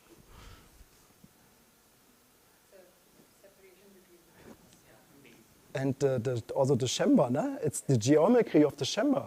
It makes a difference whether you have this and the electrodes or whether it's no? So all of this you would need to know, and of course the people that have produced these chambers, they have exactly these parameters. So you can make very clear physics. You take all the electric equations that you know, and you put these parameters in. So I have not calculated what would be the strength of the electric field, but I can tell you the voltage. I could tell you the geometry of the chamber. And then you, as a physicist, could just sit down and calculate the strength of the electric field. So like voltage per square centimeter, whatever you would like to calculate. Yeah. Yes. This nanodisk will be in some buffer solution, right? They will have salt. And due to that, there will be electrical double layer formation and clay. Yeah, what a disaster, no? Like there is a field gradient. Absolutely. So due to field gradient, it experiences different force, and hence it is experiencing different force at each point, and hence there is a deformation of nanodisk, right? Yeah, if it could happen, and you are fully right. Since you do it in a buffer of salt, it's not easy, because eventually you would like to have, of course, only a solution that is unconductive. Because now if you start to have a conductive fluid, what would be the problem? When ions start also to move in this electric field, you get heat. You heat up actually the solution. So you need to cool this system, because otherwise you destroy. Because you are right, we cannot work without ions. Because our proteins, they like also ions for stability, to be stabilized. So we need to work in a buffer that on top of water contains ions and our particle. And you will create basically also a flow of ions in the chamber. And you will create basically not such a nice, there's a gradient based on this, also on your ions that are moving. In reality, we almost don't care, because we are only interested that we separate. So we need to find the right conditions of the voltage, how much would be the strength that we want. We need to be careful with the buffer. We might need to use a low amount of ion concentration there, which could be a danger for your protein again. So we don't work under physiological buffer conditions. We don't use this ocean water. We don't use 150 millimolar sodium chloride in these solutions. That would be too strong. You are fully right. Because it's not an isolator it's not a condenser that we have created there. It's a conductive fluid that we have. Very good. I mean, all these points are, if you want to work with this, it's good to have this type of understanding, because that allows you also to play a little bit on the parameter. And on the same time, you would need to talk with biologists.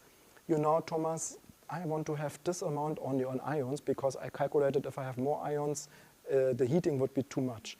And then I would say, okay, Tanmay, yes, but don't go below 50 millimolar, because we have found that then our protein gets inactivated. Yeah? And then you can still, that could be still good enough for this type of experiment we can do. Or you say, Thomas, this is still not a good condition. Then we cannot use this technique. Yeah? That's important. But you see also how important it is that you have an understanding of physics, a little bit of biology. You need to have understanding of chemistry, because that helps you to talk to the people. Yeah? I see also often people talking, but since you basically just have an idea of what would be, from the point of biological, an interesting question and what could be a problem there, that helps you in designing basically, for instance, your type of experiments in terms of modeling or in terms of technical development. I mean, this is, for instance, also something people are pretty much interested as a technical development. No? And you see already, I mean, people were also thinking to use this in the medical basis, but it's not so easy, because in the medical basis, you want to have fast results and you want to have an easy system. So the best is basically, you have a type of paper stripe, and then ill or not ill. No? But that would be that's not always the case. But from the technical point, if you can develop something like that, that will be the best seller, because everyone can use it. Cancer or not, so in the morning, and then you get already your indications. Oh, today you are, better careful. Something is wrong with your body, or you should better go to the doctor. Even if the stripe does not tell you what you have, but at least it can tell you, please go to the doctor to check. And the doctor can take a blood sample to get more information. What could be the reason that some indicator has basically reacted? Okay. Okay. Good. So we could basically use affinity, we could use this technique, and now you can imagine, let's say we take such a nanodist, and we prepare them first without protein, and we would have maybe, you know, half uncharged, half charged lipids. If I now basically prepare the same nanodist with a protein in, what will be the consequence? There will be less lipids in. What would this mean for the charge? It will be less charged, this particle. Or the opposite, your protein is supercharged, and you put in an uncharged nanodist a charged protein, then the particle becomes charged. So that means you can also use this technique not only to separate nanodiscs of different lipid composition, but also nanodiscs whether they contain a protein or not. Because the protein will also influence the overall charge, and that depends only whether the protein is charged and whether how many charged lipids are left when you put the protein in. Because when you have the protein in, less lipids, there's less space for the lipids left. Okay, so this is just shown here. So here we make basically different nanodiscs. Nanodiscs that are not charged and nanodiscs that are very charged. And then we collect it here in the end always these fractions. Yeah? And then you see, depending on the travel path, you can separate them. So if they are uncharged, they hardly travel to the side. So they stay more like that. If they are a bit charged, they will in a short time, when you have this on-off period of the electric field, move a little bit. The others that are most charged, no? So you collect and you can basically separate them. Yeah? Maybe you are not impressed by the separation because you would hope that this would be, everything would be basically on that side and everything would be on that side. For biologists, this is already very good, I tell you. So don't be disappointed. It's not so easy because the changes are also are small in terms of electrocharge differences between, for instance, a nanodist with a protein and without a protein. And the reason why these changes are small, we talked, if you have a buffer with ions, ions start to shield also, right? So it's not, you can only make it extreme if you want to say very negatively charged, this is phosphatidylglycerol, negatively charged, so very, very negatively charged not, then it's quite, there's quite a difference. But if these changes are more smaller in the terms of lipid composition, then also the separation is less good. Okay, and here you see an example for nanodiscs with basically a protein and without a protein. They have the same lipids, only they differ with protein, without.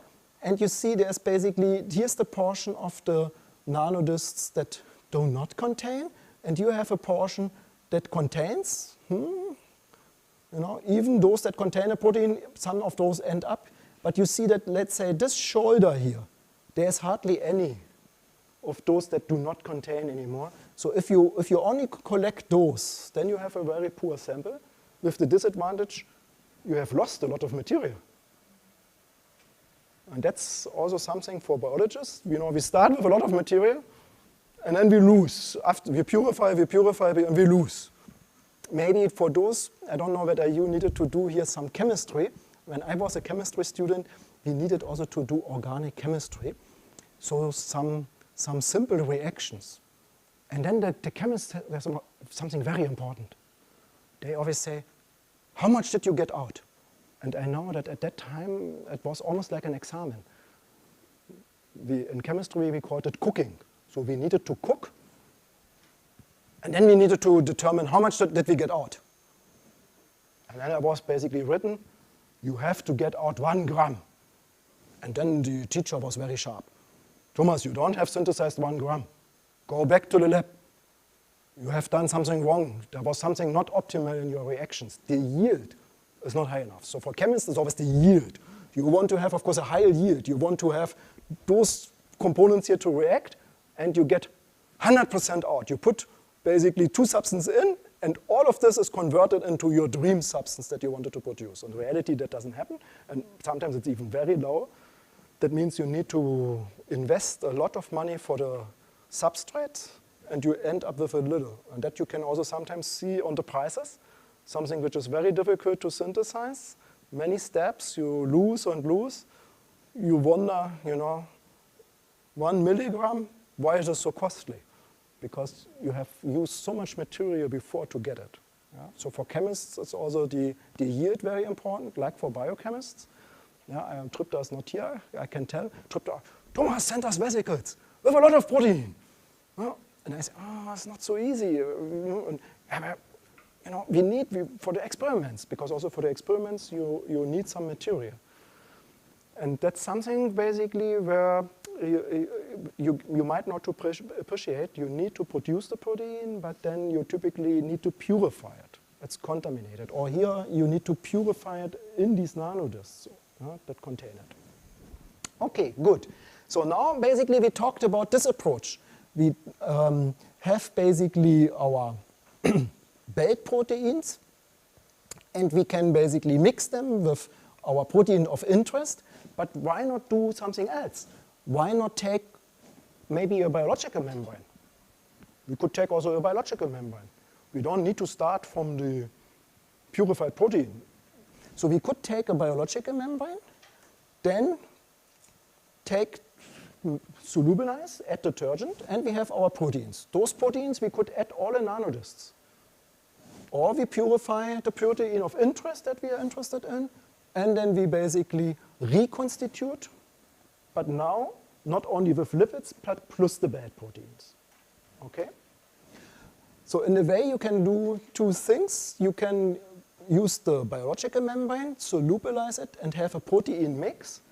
And there was one thing, if you know, to this protein mix would add lipids back and the bad protein, what do you think will happen when you do this? Let's say you are the biological membrane. Now you are protein, lipids. And I add detergent just for what would happen. The detergent molecules would start to enter here, would destroy this interaction of the lipids, would start to destroy the interaction of the protein with the lipids, so you would be all free. Now I add more lipids, bad proteins, and I remove the detergents. What would just, if you imagine, what would happen? What could happen? Okay, and how reassemble? How would it reassemble? Tanma, you are still okay? No, you stay, but you are still that I make some experiments with you? Okay, so no, we would have many of those bad proteins swimming. So this bad protein would reassemble with lipids and the protein. No? Then we can basically, here's this other copy of the bad protein. No? What could it do?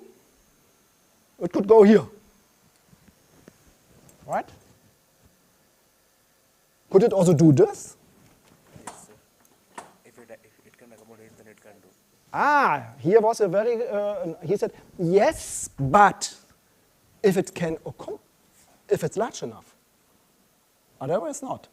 Because, you see already I have a problem here. I don't get all three of you.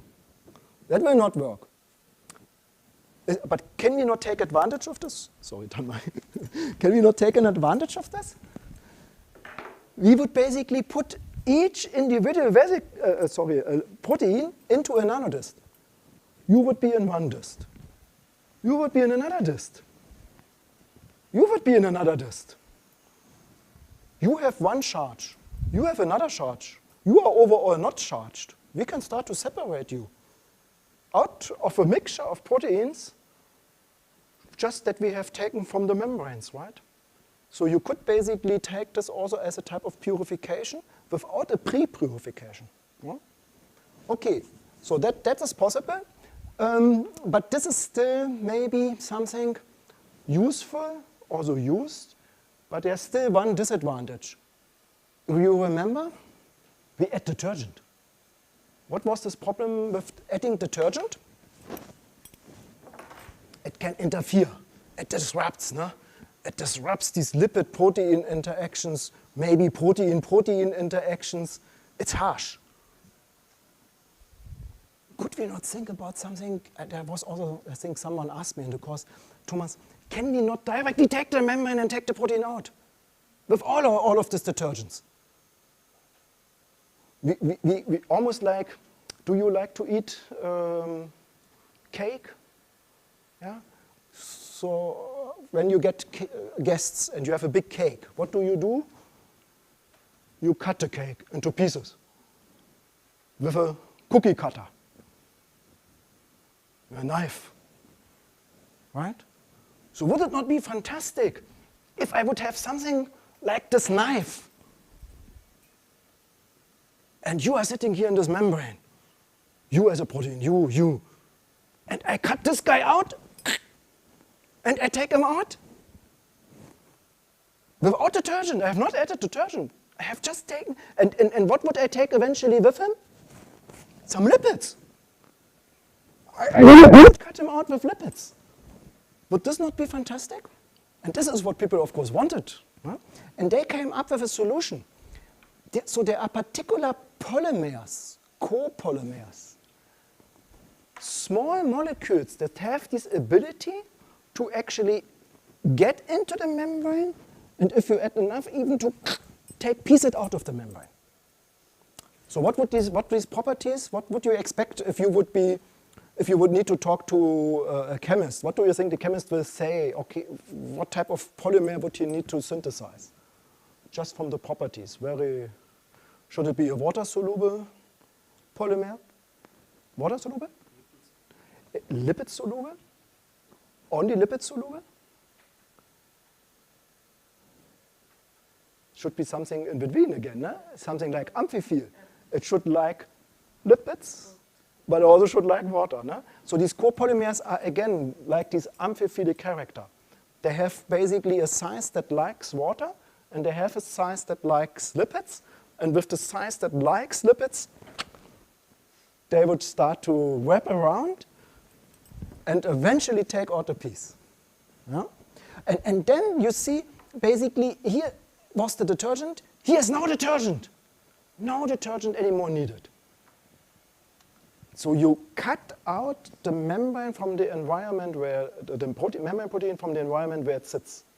With the lipids around, it's also an interesting technique because if these lipids are very tightly bound, you see here's a lipid with this membrane protein, I cut out basically and I get a feeling also what type of lipids are with you. Because as we discussed, it could be that these proteins just unspecifically interact, sometimes meeting one type of lipid, sometimes meeting another type of lipid. In reality, often these membrane proteins have a preference for particular proteins. We call it the lipid annulus. So lipids that stay with this protein. A little bit like ions in water that have a hydration shell. They carry water with them, right? And also often membrane proteins that are sitting are not basically just randomly interacting, but some lipids preferentially interact. What could be reasons for that?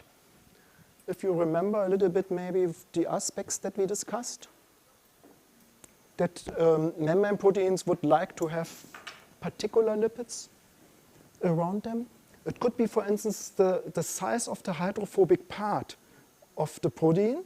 When this protein would be in a lipid mixture, it would be preferentially interact with lipids with a long hydrophobic part. No? So that would basically shield the hydrophobic part. And then you get a type of demixing. Some lipids would be preferentially associated with your protein. Okay, good. So now detergent, you might even get, if the copolymers are long enough, protein complexes out of the membrane. And you get type of native-like membranes with the protein isolated.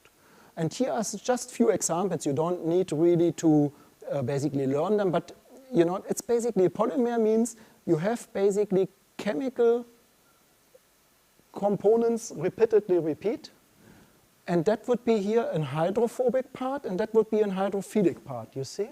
So this likes the lipids, this likes the water phase, and that's why they would start to wrap around your basically membrane particles, or even have this ability first to cut out a piece of membrane when you add those in an access to your biological membrane of interest. Yeah, what can you then do? So you can take our classical nanodiscs, or you take these nanodiscs with a copolymer, and you can, for instance, now when you have isolated in these nanodiscs your protein, you can immobilize them on a type of surface where you can sensitive measure whether what in terms of how many particles have been actually attached, and whether additional particles, because these could be proteins that interact with your membrane protein or that interact with your membrane, they would attach and they would induce a change. Or you can do, for instance, scattering techniques. So you can basically use type of electron scattering, neutron scattering, and you can get informations because you can get an assumption how the particles should look like or could look like. You model this and you get a scattering pattern. Then you compare this scattering pattern with the scattering pattern that you have obtained, and that will give you an idea whether, for instance, your protein is in a complex like that, or maybe is in a complex more like that, because the structure will be different of this particle compared to this particle. And this allows you also very nice protein-protein interaction structural studies. Yeah, with this I would like to end, and I would give you then tomorrow some, or maybe 2 examples how you can use this in a more detail to study membranes and to study membrane proteins. Thanks for today.